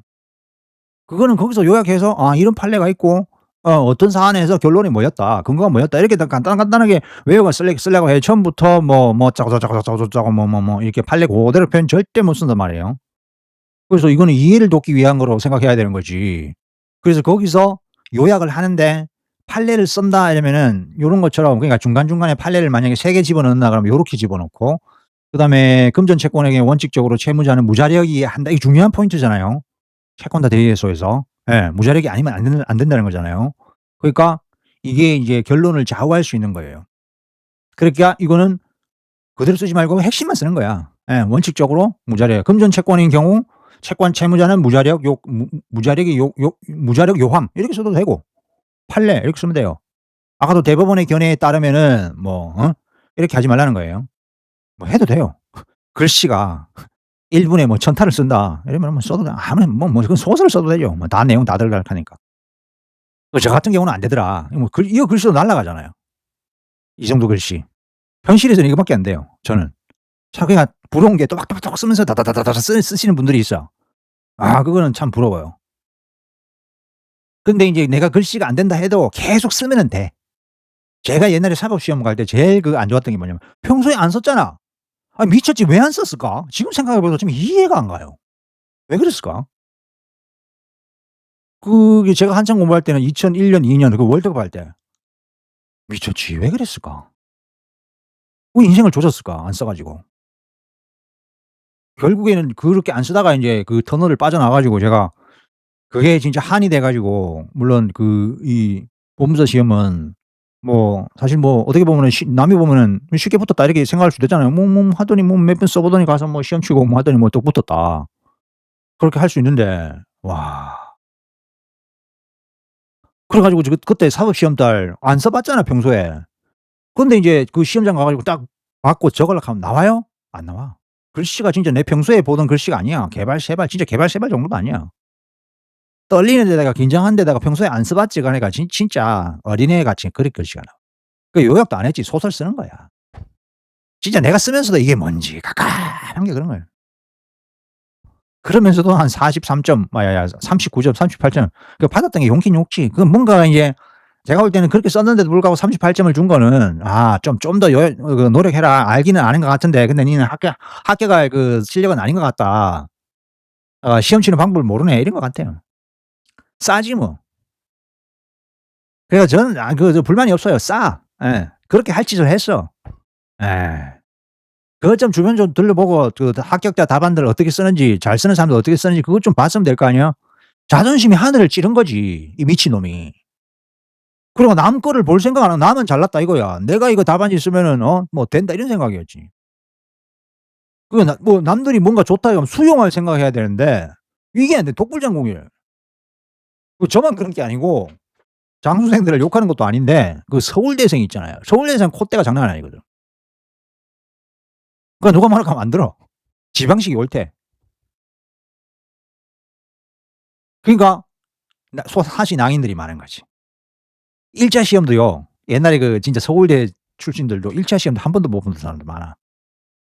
10 년을 공부해도. 근데요. 그런 사람 옆에 가 가지고 어떻게 공부하나 이렇게 자세히 보면은 민법 공부할 때 어떻게 공부한 줄 알아요? 신의치가 안 나오잖아. 권리남용 이런 거 안 나오잖아요. 안 나와요. 판례는 시커 많지만은 뭐 너무 뻔한 거거든. 그 포인트도 안 잡히고 막연한 소리거든. 그걸 갖다가 학술 논문 쓰듯이 공부하고 있어요. 하루 종일 공부하는데 신의치가 권리 남용만 공부하면 보는 거야. 진짜 옆에서 봤다니까요. 안 붙어요. 평생 100년 공부해 봐. 시험이라는 것은 점수 주는 포인트가 있고 뭐가 나온다 이게 딱 있고 어떻게 어느 정도를 해야 딱 있는데 거기 맞출 생각은 안 하고 전부 다 자기 나름대로의 패턴 예 자기의 만족감에 의해서 공부를 하시는 거라 그러면 안 돼요. 그래서 이것도 봐요. 다만 전부 다 판례잖아요. 판례 하나 둘 셋 이렇게 적으셔야 돼요. 그게 내가 민법에서 요거는 뭐 이게 민소법인데 민법에서 잘 적은 이유가 바로 그거예요. 그때 법정지상권 나왔거든요. 예. 뭐 저당권하고 이게 막 이런 거. 그래서 법정지상권은 정말 이거 핵심 포인트예요. 민법에서 뭐 하나 꼽아라. 뭐 다섯 포인트 5 중에 하나 꼽아라 하면 법정지상권이에요. 맨날 나오거든 그거. 사례에서도 그러니까 실제 사례에서도 많이 그게 되고. 그래서 그걸 갖다가 이런 식으로 적었죠. 요건이면 1 효성 요건하면 1, 2, 3 이렇게 쓰기 좋도록 그 판례 이렇게 적고. 이게 제가 적는 게 아니고 이렇게 적으면 된다 그러더라고요. 판례가 이런 태도다 이것만 알면 되지 하여튼 저는 격식이라는 건 없다. 그리고 글씨를 세발세발 적어도 이게 읽는 분들은 출제하고 읽는 분들은 다 안다. 일반인 같은 경우에 이런 손글씨를 많이 안 보신 분 같은 경우는 이 글씨가 뭔지 헷갈려하고 이게 뭔지 알겠지만은 이걸 보는 분들은 내용을 다 알아. 내용을 다 알고 뭐라고 적어 놓으면 이게 채권자인지 이게 채무자가 아니고 채무자가 이러지 이것도 뭔지 압니까? 아니 언뜻 보면은 채무자 이런 걸 알지. 이걸 가지고 안 따지나 뭐. 근데 평소에 채무자란 말을 안 써본 사람들은 이걸 보고 뭔가 모른단 말이에요. 이것도 뭐 소송 요건 흥결로 쓴 것 같은데 평소에 이런 단어를 안 써본 사람들은 모르지만은 출제하는 사람들은 맨날 쓰기 때문에 어떤 단어가 나올지를 예상하기 때문에 진짜 개발사발 진짜 외계인 단어를 쓰지 않는 이상은 다 알아봐요. 그래서 걱정할 필요가 없다는 얘기예요. 악필도 괜찮다는 얘기예요.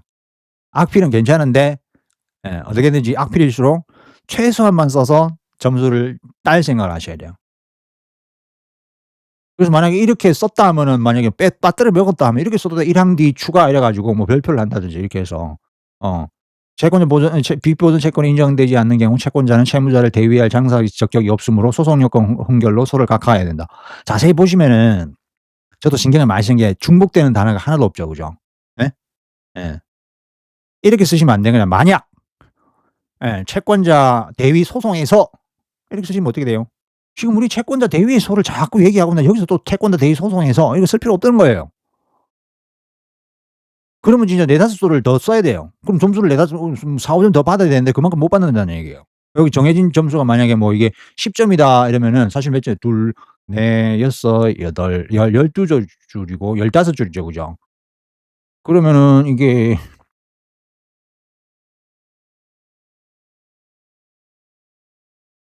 음 그래서 소송 요건, 사안의 경우 이건 내가 왜 쓴지 모르겠네요. 여기 결론 같은데.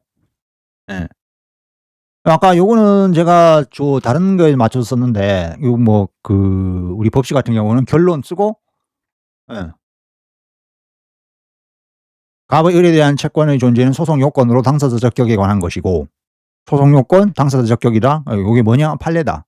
무효인 경우 소를 각하해야 된다. 그러면 인제 요게 쓰고 요 채권자 대위에서 이렇게 쓰고 그죠? 짜자짜 쓰고 사안의 경우 예. 사안의 경우는 이제 적용을 하는 거잖아요. 요거는 일반적인 이론을 쓰는 거고 사안의 경우는 사안에서 뭐가 맞고 뭐가 안 맞고 하는데 갑의 을에 대한 이걸 갖다가 다 쓸 필요 전혀 없어요. 소송 요건은 법원의 직권조사 사항이라. 판단 자료는 법원에 제출하는 것을 안 한다. 입증 책임은 원고에게 있다. 예, 판례.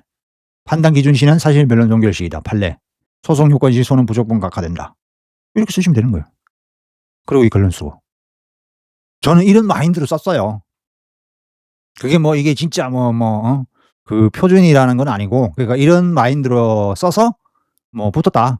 뭐 이렇게 생각하시면 될 것 같아요. 그리고 이게 뭐 좋으면은 여러분들이 참고를 해서 공부를 하시면 될 것 같고. 그리고 만약에 이거는 인제 제가 꽈락을 당했던 이게 평소에 연습하던 게 아니고 이게 동차 때 연습한 게 아니고 동차 때 이렇게 연습할 시간도 없었어요. 동차 때는 판례만 모아 가지고 어떻게든지 그 리글 마인드로 밀어붙이겠다 하고 일단 읽어만 보고 중요한 것만 이렇게 좀 적어 놓고 이랬죠. 그래서 만약에 설문 1 이거는 아마 변시일 거예요. 변시가 아니고 법원 행시 거예요. 강도죄. 그래서 절대 제가 볼 때는 시간이 그러니까 그 사안을 자꾸 여기 반복하시면 안 돼요. 사안을 여기 적으면 안 돼요. 사안은 거기 있고 사례는 거기 있고 여기는 말하자면 관련된 핵심만 적는다 이 생각을 해야지 뭐 이게 사안을 옮겨 적는다든가 이런 거를 하면은 내가 뭘 적어야 되는지 모른다는 거예요 지금. 그 강도죄, 의 이렇게 쓰면 폭행 협박으로 강도죄란 이렇게 쓰시면 안 된다는 거예요. 제발 그렇게 하지 마세요. 예. 물론 뭐 타자가 빠르다. 뭐 다다닥 쓴다 그러면 써도 괜찮아요. 근데 강도죄란 그거 쓰고 안 쓰고 점수에 상관이 없다는 거예요. 폭행, 협박 이게 그 핵심 키워드잖아요. 타인의 재물, 강취. 강취란 뭐냐? 폭행, 협박하고 타인의 재물을 뺏는 걸 강취라 함으로써 성립한다. 조문 적어 주고. 구성 요건은 1 폭행, 협박은 사람의 반항을 억압할 정도야. 반항, 억압. 폭행, 협박은 사람의 이거 안 써도 되고 사실은 반항을 억압할 정도 를 요함 이렇게 써도 되고 날치기로 재물을 강취하는 경우는 피해자가 이것도 인제 중요한 판례잖아요. 그죠? 그래서 여기서 한번 적어 준 거예요. 피해자가 정황임에도 불구하고 재물을 강제로 빼앗은 경우 반항을 억압할 만한 폭행 협박에 해당한다. 판례. 예. 강취란 피해자의 의사에 반하여 이렇게 어딨나. 재물 취득하는 것이다. 3 재물의 취득. 구성 요건 1 폭행 협박이 있어야 되고 2 강취가 있어야 되고 3 재물의 취득이 있어야 되고 이런 식으로. 요해할 필요는 없고 재물의 취득 이러면 재물의 취득이란 이렇게 중복 쓰지 말고 재물의 취득 써 놓고 유효할 필요는 없고 외관상 취득사들이 있으면 충분하다. 충분하다라고 보는 것이 판례의 태도이다. 길잖아요. 그렇게 하지 말라는 거예요. 이게 제 생각인데 저희 공고예요 그냥. 그렇게 공고해 가지고 붙으시면은 저한테 와 가지고 한번 댓글 한번 남겨 주세요. 아니면 저 찾아 가지고 한번 밥 한번 사시든가. 그때는 말하자면은 동료 법무사가 되겠네요. 아니면 시간 나시면은 나중에 붙으시고 부산에 계시다 이거 붙으시고 저한테 와서 연수 받으시면 돼요, 제 사무실에서. 그럼 저는 정시면 사 드립니다. 유의할 거는 저는 등기를 안 하고 소송이나 뭐 강제 집행이나 회생 파산 이런 거 하니까 그런 거 제대로 배우실 분 그러니까 등기 외에 다른 그러니까 어딨나 변호사가 하는 그 업무 플러스 등기 외에 우리가 민사 집행 이런 거 좀 제대로 배우실 분은 제 부산에서 제 사무실 오시면 됩니다. 아니면 전국적으로도 제 사무실 오시면 돼요. 그냥 와 가지고 여기 옆에 와 가지고 여기 여관이라 그런 거야. 뭐 1-2 달 이렇게 장기 숙소 이렇게 잡아 놓고 여관이도 안 해도 되죠. 여기 보면 오피스 이런 데 있잖아요. 장기 숙소 뭐 2 달 잡아 놓고 이렇게 사무실 출근하면서 이렇게 배우시면 돼. 저도 인천 가서 배웠거든요. 부산인데 인천에서 회생 파산하는 동기 법무사가 있더라고요. 오랫동안 했어. 한 8년 동안 이게 회생 파산을 했어. 그래서 제가 볼 때 이거다. 법무사가 이게 돈을 벌 수 있는 건 회생 파산이다. 그래 가지고 거기에서 회생 파산만 2 달 배웠어요 그때. 인천에 눈 많이 오고 막 이렇게. 그때가 그렇긴 하네요. 지금 그걸 제대로 배워 놓으니까 회생 파산하면 뭐 날고 기죠? 그동안에 제가 또 법학과를 나왔으니까 뭐 이게 형법 비록 점수를 못 받았지만은 형법이나 뭐 이런 거 민소법 이런 거는 제가 뭐 이론을 진짜 꿰차고 있으니까 그래서 제 자랑이 아니고 맞잖아요. 그래서 뭐 이게 형사적인 것도 좀 하고 이렇게 하니까. 그래서 여기를 한번 봅시다. 그래서 강도죄 하나면 이렇게 딱딱딱 이렇게 할 수가 있어요. 강도죄가 성립하는가 5점 이러면 요 정도 딱 적으면 된다는 거예요. 결론 강도죄가 성립한 의 말하자면은 근거 이러면 딱딱딱딱 이거 쪼라락 적으면 된다는 거예요. 그래서 여기서 요게 인제 다 이제 그 폭이 요만큼 되거든요. 그래서 요만큼 적으면 되고. 만약에 적다가 못 적었다 뭐 적다가 뭔가가 안 맞다 이러면 두 줄 쫙쫙 그으면 되잖아요.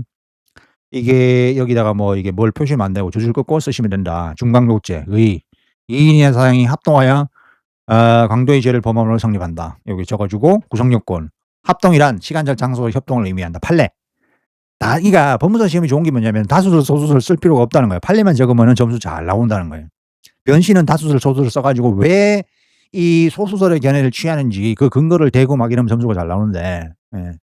제가 그걸 제가 걱정했던 게 옛날에 그걸 공부한다고 시간이 많이 걸렸었다고. 그러니까 다수설 소수설 그다음에 거기서 합리적인 결론을 빼내는 게 인제 시간이 많이 걸렸거든 공부를.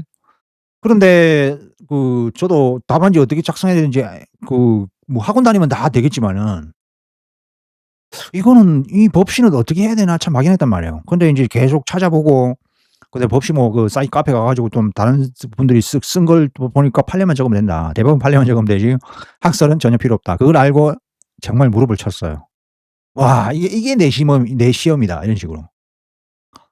그런데 인제 합동 강도 때 여기 써서 구성 요건 써 주고 인제 그다음에 인제 합동범의 공동정법 이거 적어야 되거든요. 그러니까 만약에 합동범의 공공정법 만약에 판례를 딱 읽어 보니까 사례를 읽어 보니까 문제를 보니까 "합동범의 공동정범을 적어라." 이거야. 그러면은 범의 공동정범만 적으면 되느냐? 안 된다는 거예요. 뭐의 합동범의 공동정범이에요? 강도죄잖아. 그럼 강도도 써 줘야 되는 거예요. 강도부터 이게 실마리부터 써 주고 그다음에 합동범의 공동정범을 써 줘야 돼요. 책의 목차를 보면은 책의 목차도 이런 식으로 돼 있어요. 그래서 이 포인트만 적으면 안 돼요. 근데 이 미친놈은 옛날에 사법고시 할 때 저 포인트만 적었다는 거. 그럼 이걸 적을 줄 몰라? 알잖아요. 다 알지 이거는. 너무 뻔하지. 이게 점수를 받을 수가 없어. 물론 여기서 만약에 여기서 10 점이 배당됐다. 예. 그러면은 이거는 한 5점 정도 배당됐으면 5 점을 점수를 못 받았던 거야. 에이 진짜 왜 그랬을까? 그래서 강도치상죄 이러면서 여기는 결과적 가중법이죠. 강도가 사람을 신체에 이르게 함으로써 성립한다. 몇 조. 그래 가지고 성립 요건 여기다가 형법 몇 조 이렇게 적어 줄 필요도 없겠죠. 다 알아보겠죠. 이게 형법이지 형법 문제인데 형법이지 그러면 이게 민법이겠어요? 그래서 이 조문을 어떻게 적어요? 이런 사람도 있더라고요. 사실 제 안 적어도 돼요. 337 이것만 이렇게 하면은 안 되고 그냥 337 조 이것만 적어도 괜찮아요. 성립 요건 뭐 강도, 강도의 기수 또는 미수를 불면한다. 요 강도의 이것도 안 적어도 되네요. 그죠? 상해, 신체의 상해란 무엇이냐 이거잖아요. 그죠? 신체의 완전성이 침해에 당한 것을 말한다. 판례. 요거는 신체의 완전성이랑 또 뭐더라. 뭐 기능 침해 그것도 있잖아요. 다수설 보면은 기능이 침해된 거, 완전성이 침해당한 거. 일상생활에 지장이 없고 자연적으로 치유되는 정도면 상해에 해당하지 않는다. 판례. 이것도 이게 핵심 키워드잖아요. 상해에서. 요런 거는 외워 두셔야 돼요. 달달달달. 저런 거는 많이 나오잖아요. 어. 강도의 기회에 상해를 입혀야 된다. 강도 행위인 폭행 협박과 시간적 장소적 근접 이게 이제 기회를 얘기하는 거죠. 시간적 장소적 근접. 하여 심리적 억압 상태를 말한다. 강도의 기회란 일단 심리적 억압 상태에 있어야 되고 시간적 장소적 근접 이걸 갖다가 외우고 있어요. 지금 제가 보니까 저렇게 써야 된다 하지만은 안 보고 강도의 기회란 뭐냐. 야 윤호선 법무사 강도의 기회란 말이야 읊어 봐. 그러면 뭐 강도하면서 하면 되는 거 아니야. 강도하면서 하면 되지. 그거 뻔하지 뭐. 이렇게 얘기하지. 이 단어가 떠오를까요? 안 떠올라요. 그리고 강도와 상해 간의 인과관계. 인과관계도 판례가 있을 것 같은데. 예. 그다음에 강도와 상해 결과를 얘기는 해야 된다. 그리고 강도치상태 하면 이렇게 정리되네요.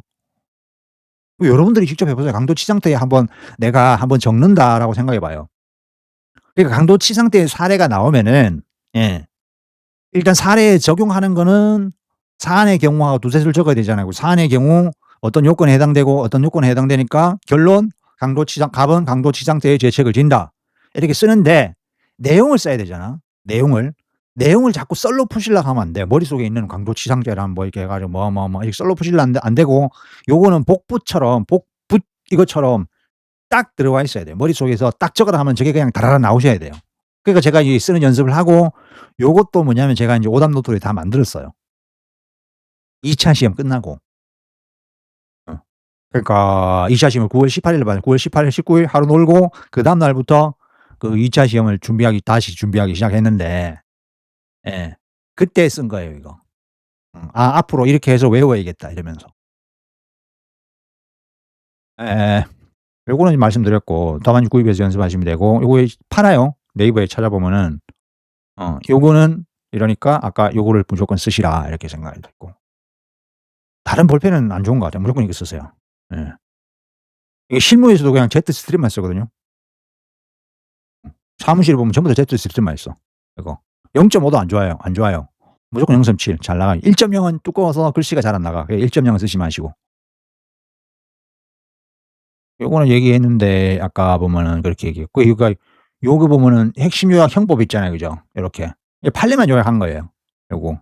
그러니까 무조건 어디든지 보면은 이게 전체 책을 형법도 내용이 상당히 많잖아요. 물론 나오는 분야를 이게 좀 꼽으라 하면은 무조건 뭐 공동정보문 나올 거고 방조법 나올 거고 그다음에 뭐 미수 총론 부분에 미수 중요한 포인트 있잖아요. 그죠? 그거 정리하면 되고 강론 부분에 무조건 거기 명예훼손, 모욕 이런 거 있잖아요. 그죠? 뭐 신용카드는 너무 복잡하거든요. 신용카드 범죄 뭐 이런 거 너무 복잡하니까 물고 나올 수 있는데 근데 실무적으로는 뭐 명예훼손 그다음에 또 강제집행 면탈 그다음에 또 우리 또 주치 운전한 다음에 또 뭐 이렇게 증거 인멸하고 이게 그 증인 도피죄, 범인 도피죄 뭐 이런 거 그죠? 평소에 많이 나잖아. 예. 그런 게 위주로 잘 나와요. 그래서 최신 판례 위주로 일단 최신 판례를 다 외우시고 그다음에 그 판례를 아까처럼 사안을 구성해 보면은 제가 볼 때는 무조건 됩니다. 제가 지금 다시 하는데도 다른 짓은 절대 안 할 거예요. 뭐 아까 저번에 얘기했듯이 그 책이 여기 있잖아요. 이문. 아직까지 가지고 있네. 좀 읽어야 되는데.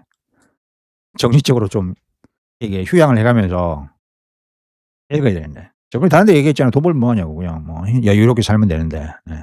이거 절대 읽으시면 안 된단 말이죠. 그러니까 기본적으로 최대한 최단기로 하고 싶으면은 무조건 학원 강의 따라가시면 되고 그러면 그 학원 강의에서 다 인제 포인트 잡아 주실 것이고 그러니까 그 맥락을 정말 그러니까 그 2차 시험에서는 욕심을 내시면 안 돼. 제가 깨달은 게 뭐냐면은 욕심을 내려면은 10년 공부해야 돼요. '이게 왜 이럴까? 이 근원을 알고 싶다.' 이렇게 하시면 절대 안 돼요. 이 새끼가 그랬잖아. '근원을 알고 싶다.' 내가 대법원 판례 다 보고 그 대법원 판례 읽고 이해할 시간에 저 답안지 연습하시면 다 됐죠. 그래서 제가 사법고시 때려친 게 뭐냐면은 저는 아직까지도 사실 마지막 1년 동안은 좀 대우각성 해 가지고 제대로 공부를 했거든요. 근데 그때 돼서는 너무 지친 거야. 근데 다른 후배들 편입해서 그냥 1-2년 공부한 후배들은 뜨끌뜨끌 잘 붙어. 나는 분명히 저 후배들보다 더 열심히 공부했고 뭔가를 깊이 있게 공부한 것 같은데 잘 붙더라고. 물론 그 후배들이 머리도 좋았던 경우도 있겠지만 사실은 뭐 연세대 편입하고 뭐 그 정도는 머리가 괜찮죠. 음. 있겠지만은 저것만 쓸 것만 쓰고 공부할 것만 한 거예요. 이거 안 나온다 싶으면 생각도 안 하고 이거 나온다 싶으면 그냥 고대로 외우고 왜라는 질문을 안 한 거죠. 왜가 중요한 게 아니니까. 그래서 형법 이거 하고 이거 뭐 이게 쓰는 연습을 했네요. 자세히 보면은 뭘 썼을까? 상속인들을 상대로 한 뭐 위자료 청구 적었네요 이렇게. 우리 미미와 행복인데 행복이. 행복이가 혈액암에 걸렸어 지금. 아 그래서 지금 마음이 많이 볶여요. 어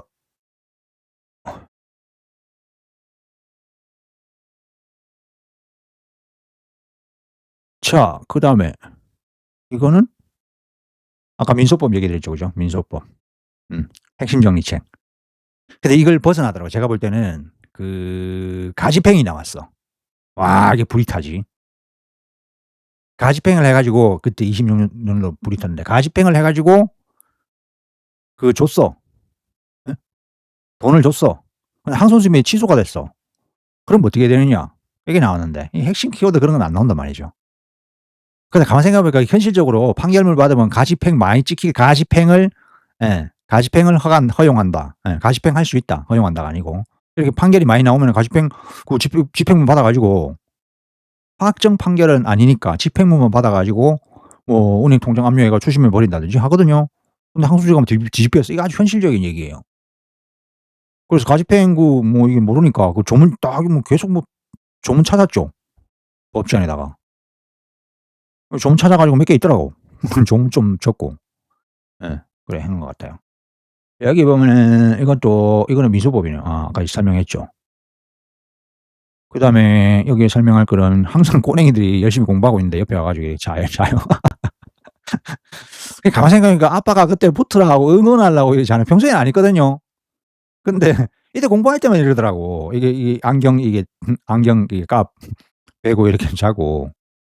그런 것도 인제 한번 부가적으로 이게 얘기 드리면은 와 1 시간 반이나 얘기했네요. 물론 뭐 진짜 뚝딱 얘기할 수는 없잖아요. 2차 시험을 어떻게 뭐 이렇게 붙었냐가 빨리 끝날 수는 없잖아요.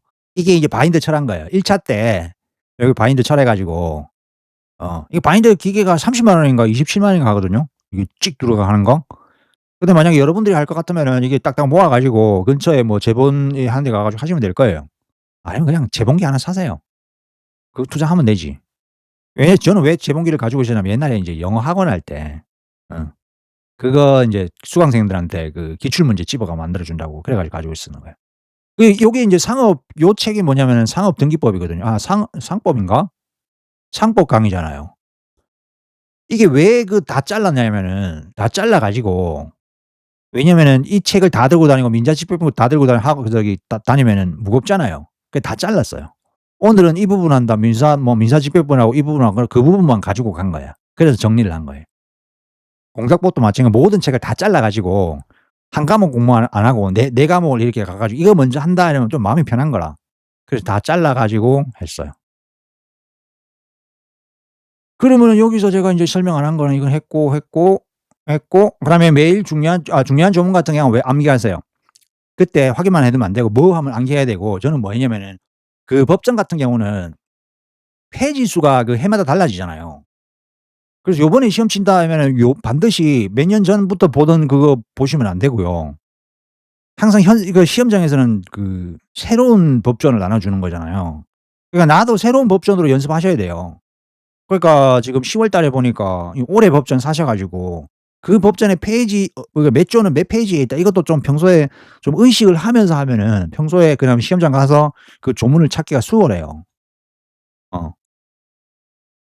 그리고 시험장을 그 조문을 주면은 시험장에서 법전을 주면은 그러니까 "요거는 요게 예상 문제다."가 먼저 찾아 가지고 그걸 약간 살짝 접어 주시면 돼. 그 법전을 갖다가 뭐 새로 팔고 이런 건 아니니까 그냥 주면 되는데 왜 주나요 요즘 법전을? 수거해 가죠. 수거해 가면 그걸 팔 것도 아니면 그거 전부 다 폐기할 거예요 아마. 법전은 뭐 1년 지나면 아무 소용이 없으니까. 그래서 그걸 갖다가 접어 가지고 딱딱딱 예상 문제 법전하는 거 부동산 등기법 같은 경우는 아주 시행규칙 이게 아주 중요하니까 그걸 접어 가지고 '아 요건 예상 문제다.' 고걸 갖다 다 외우고 있어야 돼요. 그때가 법전 찾는데 시간이 막 걸리면은 심리적으로 조급해지고 자꾸 조급해지면 식은 땀 나고 판단력이 흐려진단 말이에요. 그리고 요거는 금방 이해가 되시겠죠, 그죠? 최대한 단어를 압축했다. 어떻게 압축하는 방법. 그다음에 아까 얘기했듯이 기출 답안을 답안지에 쓰시고 그다음에 워드로 정리해 가지고 철하고 매일 반복해서 암기해야 되고 그리고 지방에 계신 분들은 그 암기 책 들고 가시지 마시고 그 암기한 것만 가지고 가시는데 저는 그 하루 전인가 모텔을 잡아 가지고 올라가서 예 모텔에서 예 밥 먹고 아마 여기서 공부를 좀 했던 것 같아요. 고걸 좀 이게 보고 그때 독서실은 안 갔던 것 같아요 아마. 독서실 가시면 아마 좋을 거예요.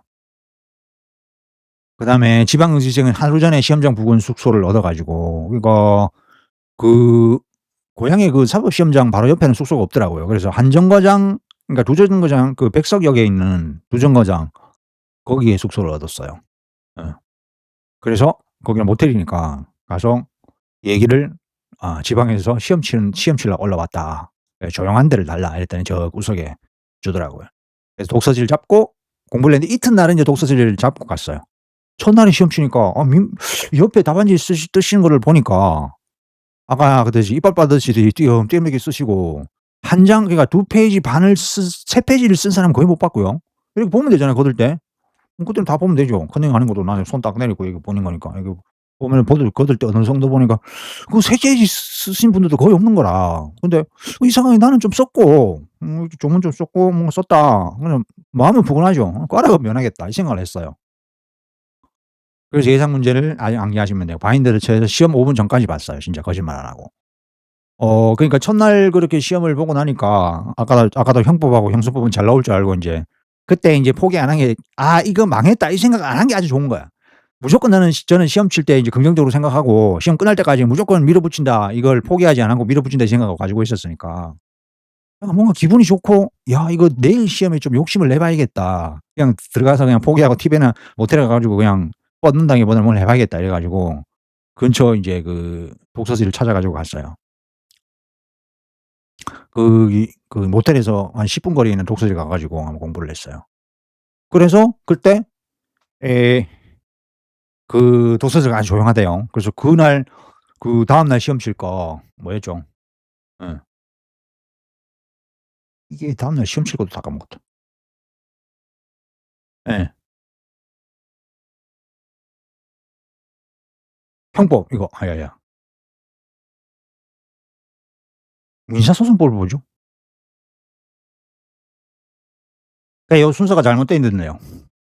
어. 그러니까 이튿날 민사소송법 민사신청 서류 이거 보잖아요. 그죠? 그래서 사실 민사소송법은 별로 볼 게 없었고 이거는 이것도 인제 보긴 봤는데 독립당사자 참가인가 그걸 갖다가 제가 핵심으로 찍어 가지고 하고 이제 고게 고대로 나왔더라고요. 그건 그냥 그대로 썼어요. 그것 때문에 살았죠. 다른 거는 다 버벅댔어. 채권자 취소권 그거 버벅댔고 그다음에 또 뭐 하나 나왔는데 아까 그 가집행 문제 그것도 버벅대고 그래서 걱정이 많이 되는 거라. 그래서 뭐 하나를 완벽하게 썼으니까 그게 어떻게든지 꽈락은 안 면할 것이다 이 생각을 했고 인사신청 서류 작성도 이것도 뭔가가 잘못돼 가지고 막 이 법시 보고 보니까 뭐 그걸 인지액 이걸 잘했느니 못했느니 막 이렇게 돼 가지고 나는 그거하고 전혀 거리가 있게 썼으니까. 예. 그러니까 합격 쓰고 난 다음에 보면은 보면 "어떻게 썼습니까?" 하고 나면 쟤는 내가 잘 쓴 게 하나도 없단 말이지. 그래도 합격 여부와는 관계없으니까 마음을 놓으시라.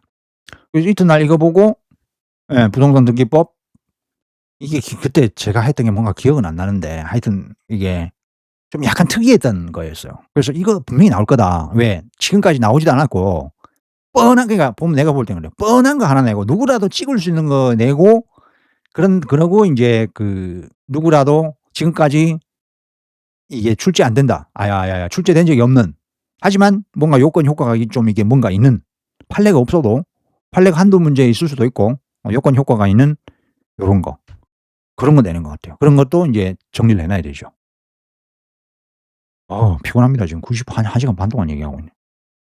그래서 그거 다 보고 난 다음에 인제 다음날 가서 인제 자고 다음날 가서 자는 게 아니고 다 보고 난 다음에 독서실에 나가서 자고 그날 오전에 가서 다 챙겨서 나왔죠. 그날 대창게 다 챙겨서 나와서 인제 가서 시험을 치고 시험을 치니까 너무 홀가분한 거예요. 그 등기법도 뭔가 썼어. 탁 쓰니까 뭔가 다 돼. 그러니까 그렇게 요약을 하고 연습을 해 놓으니까 첨부 서류 막 쭉쭉쭉쭉 써 주더라고요. 시간 모자라다 이 생각이 안 들었어요. 가장 중요한 거는. 시간 모자라다 내가 쓰고 싶은 거를 못 썼다 이런 과목은 없었어요.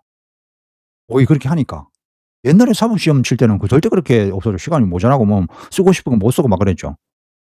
그러니까 요약해서 연습한 효과를 본 것 같더라고요. 그래서 제가 인제 고향에서 그때 사법 시험 연수원에서 그 지하철 타고 고향역 그 그때 KTX가 고향역에 섰거든요. 그래서 이거는 고향역에서 인제 KTX 타기 전에 아직까지 너무 생생하고 이 장면만 보면 너무나 저한테는 가슴이 뭉클해요. 그래서 이 풍경을 딱 보니까 고향역 KTX 역 풍경인데 창문 너머로의 풍경인데 보니까 너무나 편안하고 이게 그런 거예요. 그래서 기분이 너무 좋았어요 시험 치고 난 다음에. 예. 그래서 추가적으로 좀 얘기 드리면은 정말 이렇게 합격할 줄은 꿈에도 생각 못 했다. 정말 동차라도 생각 못 했어요. 그래서 제가 생각하는 게 뭐냐면은 이거 말하자면 1차 시험 2차 시험 치고 와 가지고 그때 10 월쯤이었나? 그래서 항상 '이번에는 꼭 돼야 된다.' 예. 그래서 2차 시험을 뭐 기분 좋게 치긴 쳤지만은 동차는 꿈에도 생각 못 한다. 어떻게 12년 만에 이렇게 시험 쳤는데 꿈에도 생각하겠어. 그래도 뭔가가 꽈라가 면할 것이다. 이 생각은 했고 그다음에 인제 그새 자면서 이 생각을 했죠. 항상 누우면서 '요번에 동차를 합격해 주신다면 하나님' 저 종교는 안 믿지만요. 저한테 지금까지 좀 죄를 서럽게 했던 모든 걸 용서해 드리겠습니다. 제 과거를 용서해 드리겠습니다. 너무 절박하잖아요. 그죠? 모든 분들이 그럴 거예요. 참 절박하게 공부했고 이거를 정말 붙어야 된다는 정말 간절한 마음으로 시험 준비하고 계실 것이고 저도 또한 그랬고요. 그래서 옛날 사법시험 떨어졌던 게 '모든 게 용서할 수 있을 것이다.' 이 생각을 했죠. 합격을 하면은. 그리고 인제 그때부터 인제 그 기본서 가지고 여기 생각했던 기본서 가지고 민법의 맥 제대로 보기 시작했고 민사소송법 핵심 정리 인제 요거는 좀 보니까 좀 작겠더라 이래 가지고 이청한 거 통합민사소송법인가? 그거 가지고 다시 정리해서 했고 형법도 제대로 공부하기 시작했고 형사소송법도 이용한 걸 봤는가? 아야 정주영 거 저거 보기 시작했던 것 같아요. 어. 그래서 모든 과목을 다시 제대로 해 가지고 기출문제 제대로 적고 인제 처음부터 어 저기 오답 노트 만들었던 거에서 다시 추가해 가지고 공부하기 시작했어요. 그런데 인제 당일날 그때 12월 6 일인가 그때 이제 발표가 났잖아요. 7이 정식 발표인데 하루 전에 나잖아요, 하루 전 저녁에. 그래서 인제 그날 같은 경우는 그날도 제가 공부를 하고 있었어요. 이 방에서. 그래서 합격은 꿈에도 생각 못 했죠. 그래서 제가 뭐 제 이 시험 수험 번호 이것도 까먹고 있었어요. 몇 번인지 수험 번호도 까먹고 있어요 정확히. 30 번인지 31 번인지 가물가물하게. 그래서 그 응시표도 여기 구석에 처박아 두고 그날 확인해 볼 생각을 안 했던 거죠. 전혀 생각 안 했어요. 그래서 사실은 뭐 법시모에서 한다고 했으니까 가슴 두근대는 것도 이런 것도 없고 저는 당연히 뭐 '내년까지 열심히 공부해야 되는구나.' 이 생각만 하고 있었으니까. 뭐 그래서 뭐 그런 거 있죠. 카페에 자꾸 들어가 보고 인제 어떻게 다른 분들은 어떻게 다들 그러잖아요. 그죠? "어떻게 공부하시나? 무슨 뭐 또 힘든 점은 없으신가?" 뭐 내가 또 뭐 참견해서 뭐 한마디 할 수 있는 건 없는가 이렇게 눈팅하고 있었는데 그래서 마루에나 그때는 거실에 컴퓨터가 거실에 있었는데 그때 나가 가지고 컴퓨터에서 이게 한 10 시인가 발표 났다는 거라. 그래서 참 이 생각을 봤죠. 내가 그래서 찾겠다는 이 생각보다는 두근두근함도 전혀 없었어요. 그냥 뭐 '아 이거 붙으신 분들은 참 좋겠다. 어떤 분들이 붙으셨는가. 명단이나 한번 보자. 내년에도 인제 나도 이렇게 붙어야 될 텐데.' 그렇게 해 가지고 합격자 명단을 이렇게 주르륵 넘겨 보니까 있는 거라. 야 4003일 400이 그때 두 분인가 그때밖에 없었어요. 그러니까 이게 동차는 400이 고유 번호가 나오고 그 기득권은 111 이렇게 다 나올 거예요 아마. 기득권 붙으신 분들은. 그래 가지고 4003이라고 두 분밖에 없는데 이게 있는 거라. 그래서 내 번호는 같은데 그 와이프가 옆에 있었어요. 안방에 있었는데. 내 번호는 같은데 이게 확신을 못 하니까. 그래 가지고 이러면서 그냥 이 방에 와 가지고 저기 제 수험표를 찾았어요. 확실하게 인제 그걸 해야 되니까. 확인 사살을 해야 되니까. 그래 가지고 여기 있는 여기 소리 들리시나 모르겠는데 여기 짱박아 뒀거든요. 그래 펼쳐 보니까 맞는 거라. 야 진짜 저한테는 뭐냐면 기적이 일어난 것 같았어요, 기적. 제가 법시모에서 그때 그 아이디가 뭐냐면은 기적만 바랄 뿐이었거든요. 아 그 감동을 잊을 수가 없어요. 정말 하늘이 뒤집히는 기분. 근데 사실 저기 법무사가 된다 해 가지고 저는 어떤 생각이었냐면은 법무사 하면은 뭔가 대출이 된다더라. 예. 법무사 전문직 대출이 된다더라. 이걸 알고 있었거든요. 요즘에는 좀 잠깐 이슈가 있잖아요. 그죠? 안 된다는 건 아니고 제가 볼 때는 쪼끔만 있으면 풀릴 것 같은데 그래서 법무사가 뭐 되면은 물 마셨어요. 뭐 대단한 뭐 사회적인 뭐 그런 것도 있는 것도 아니고 예. 저번에 내가 그랬잖아요. 법무사 무시겠다고. 그래서 뭐 돈 잘 버는 뭐 이런 거는 생각도 안 하고 대출 되면은 그 대출 나오면은 법무사직은 이제 일단은 제가 한 뭐 강사하면서 거의 백수로 강사라는 게 무슨 대단한 직업이 아니잖아요. 누구나 할 수 있는 거잖아요. 그냥 프리랜서지. 프리랜서 개념도 아니지. 아르바이트 개념이지. 이 사회적인 경력이나 족적 이런 거 남는 것도 아니고 아무것도 인정이 안 되잖아요. 그냥 생활비나 벌고 좀 벌 때는 사실 좀 벌었지만은 그게 안정적인 직업이다 뭐 이런 개념이 전혀 없었잖아요. 그러니까 그게 스트레스가 제가 한 8년 그 정도 했으니까 물론 벤처식으로 뭔가를 해 보면 어느 날 터뜨릴 수 있을 거다. 그런 막연한 그런 것만 가지고 살았어요. 음. 그런데 제 생각에는 그래도 법무사라면은 예 번듯한 직업이 아니에요. 그죠? "뭐 하십니까?" 이러면 "감사합니다." 막. 두 번 다시 안 물어보잖아. 근데 법무사입니다 그러면 "아 그러세요? 그러니까 요즘 업계는 좀 어떻습니까?" 이런 추가적인 질문도 나올 수도 있고 그죠? 그러니까 저는 법무사라는 직업을 얻는 것에 대해서 어디 가서 영어 가르칩니다. 아르바이트합니다. 이런 말은 안 해도 되니까 그게 인제 위안이었죠. 위안이고 아까 얘기했듯이 대출 나오면 그거 가지고 와이프랑 문방구라도 그냥 겸업을 해 볼까. 어디 들어보니까 법무사직은 뭐 남들도 그래요. 내가 법무사 공부한다 그러면 "아 그 법무사 요즘 그 제가 아는 사람도 법무사인데 요즘 등기 뭐 한 달에 몇 건 있고 다른 것은 못 하던데요." 이런 말을 하니까 '아 그런갑다.' 나는 그러니까 제가 급 법무사에 대해 변명을 해야 되잖아요. "아니지 법무사 잘하지. 뭐 소송도 하고 뭐 변호사 대신 하고 난 다음에는 예? 변호사 대신으로 뭐 이게 돈 잘 버는 사람은 월천씩 벌어." 이 말을 할 수가 없잖아요. 그러니까 '아 그런갑다. 나 내가 법무사 하는 것도 그냥 뭐 집 걸어 놓고 그냥 사무실 하나 개업해 놓고 뭐 운영비나 빠지고 그다음에 뭐 다른 일을 하려고 하는 거다.' 제 초기 생각은 그랬거든요. 그걸로 위해서 인제 법무사를 한 거야. 법무사 시험에 도전한 거예요. 왜냐하면은 그거밖에 할 일이 없었으니까. 제 나이에 뭐 사법고시를 그때 뭐 사법고시 끝났잖아요. 그죠? 그 변실을 하겠어요? 뭐 하겠어요? 그런 게 했는데 법무사 개업하고 나니까 이제 그렇게 해 가지고 그렇게 해도 엄청나게 기쁘더란 말이죠. 그다음에 인제 연수를 하면서 법무사에 대한 시각이 바뀌어졌고 말하자면 그 업계에 뛰어들고 보니까 야 법무사가 진짜 변호사 못지않게 모든 일을 다 하는구나. 그리고 서민들은 법무사를 엄청나게 중요시하고 생각하고 오히려 서민층 고객이 더 많구나. 서민층? 뭐 사실 서민층, 고급층, 고위층 이런 것도 있는 것도 아닌데 그냥 일반인이 생각하기로는 법무사가 오히려 더 접근성이 더 좋고 '돈 벌기는 더 좋구나.' 이걸 안 느꼈어요. 그러니까 법무사 자격 없어도 사무장 하려고 사무장 이게 뛰어들어 가지고 돈 잘 버는 사람 엄청나게 많잖아요. 진짜 법무사보다 오래 한 사무장은 진짜 억대 연봉이에요. 억대 연봉 정도가 아니지 뭐 월 1,000, 2,000 껌터는 번다고요. 예. 근데 저번에도 한번 어디서 얘기한지 모르겠는데 그 사무장을 쥐락펴락하는 게 법무사야. 자격증 가지고 감시 감독하고 그걸 갖다가 딱 이렇게 뭔가 기업처럼 유지에 꽉 잡고 있는 게 법무사예요. 그러니까 자기 영업력에 따라서 자기의 인맥에 따라서 자기가 학위 나눔에 따라서 진짜 중소기업처럼 운영할 수 있는 거고 아니면 실력이 없다. 그러니까 나는 등기나 할란다. 아무 의지도 없고 사람 장악력도 없고 영업도 귀찮고 그러신 분들은 실도 개업 안 하고 뭐 광고할 생각도 안 하고 그냥 자기 자택에 이렇게 뭐 하면서 들어온 이게 아름아름해서 들어온 그냥 그렇게 하고 천지차별이에요. 그리고 사실 여러분들이 뭐 "법무사직 안 된다." 이러면은 사실 가까이에서 진짜 법무사직이 안 돼 가지고 그냥 한가하게 돌아다니면서 그런 말이나 퍼뜨리신 법무사를 보는지는 모르겠는데 정말 바쁜 법무사들은 볼 시간도 없어요. 음. 그러니까 그런 말을 퍼뜨릴 시간도 없어요, 돈 번다고. 음. 그래서 저는 그런 거를 한번 겪어 봤다. 말하자면은 뭐 그때 수익이 얼마다 이런 거는 공개할 수 없고요. 월천 낙수 이런 것도 많이 겪어 봤다. 그러니까 뭐 여유도 많이 생기고 그랬어요. 그래서 정말 제가 합격할 때랑 요즘 또 인식이랑 많이 달라요.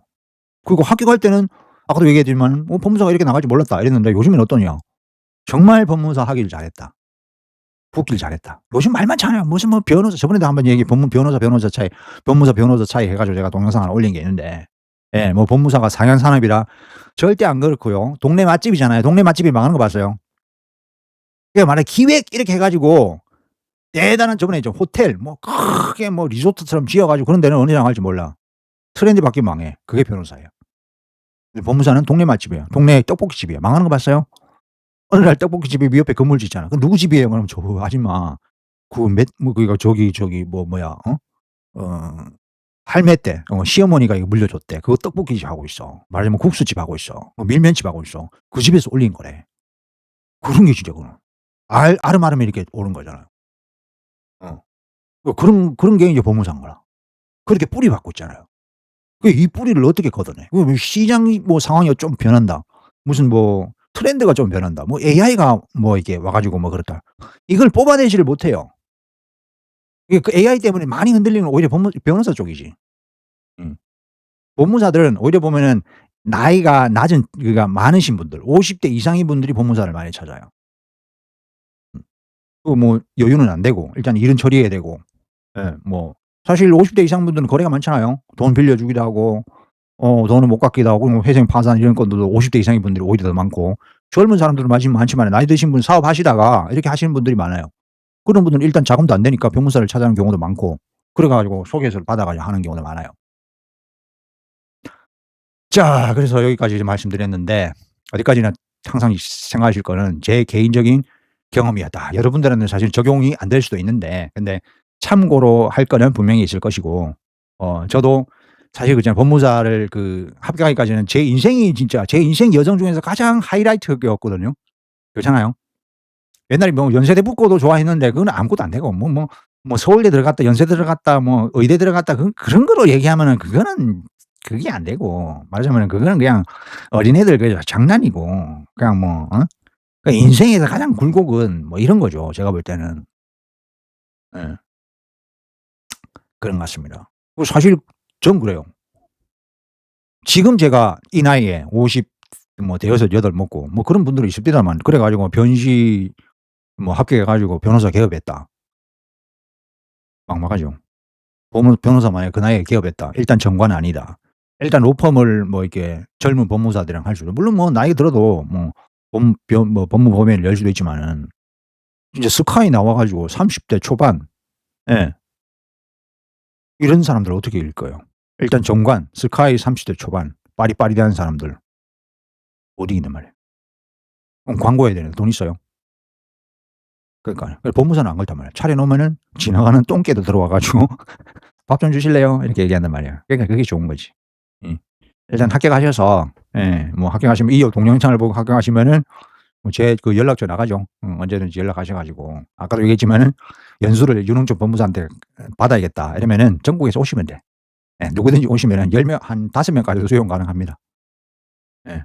그래 가지고 나중에 이게 같은 이게 전국망을 만들어 가지고 해도 되고요. 예. 여러 가지 아이템은 있습니다. 빠이.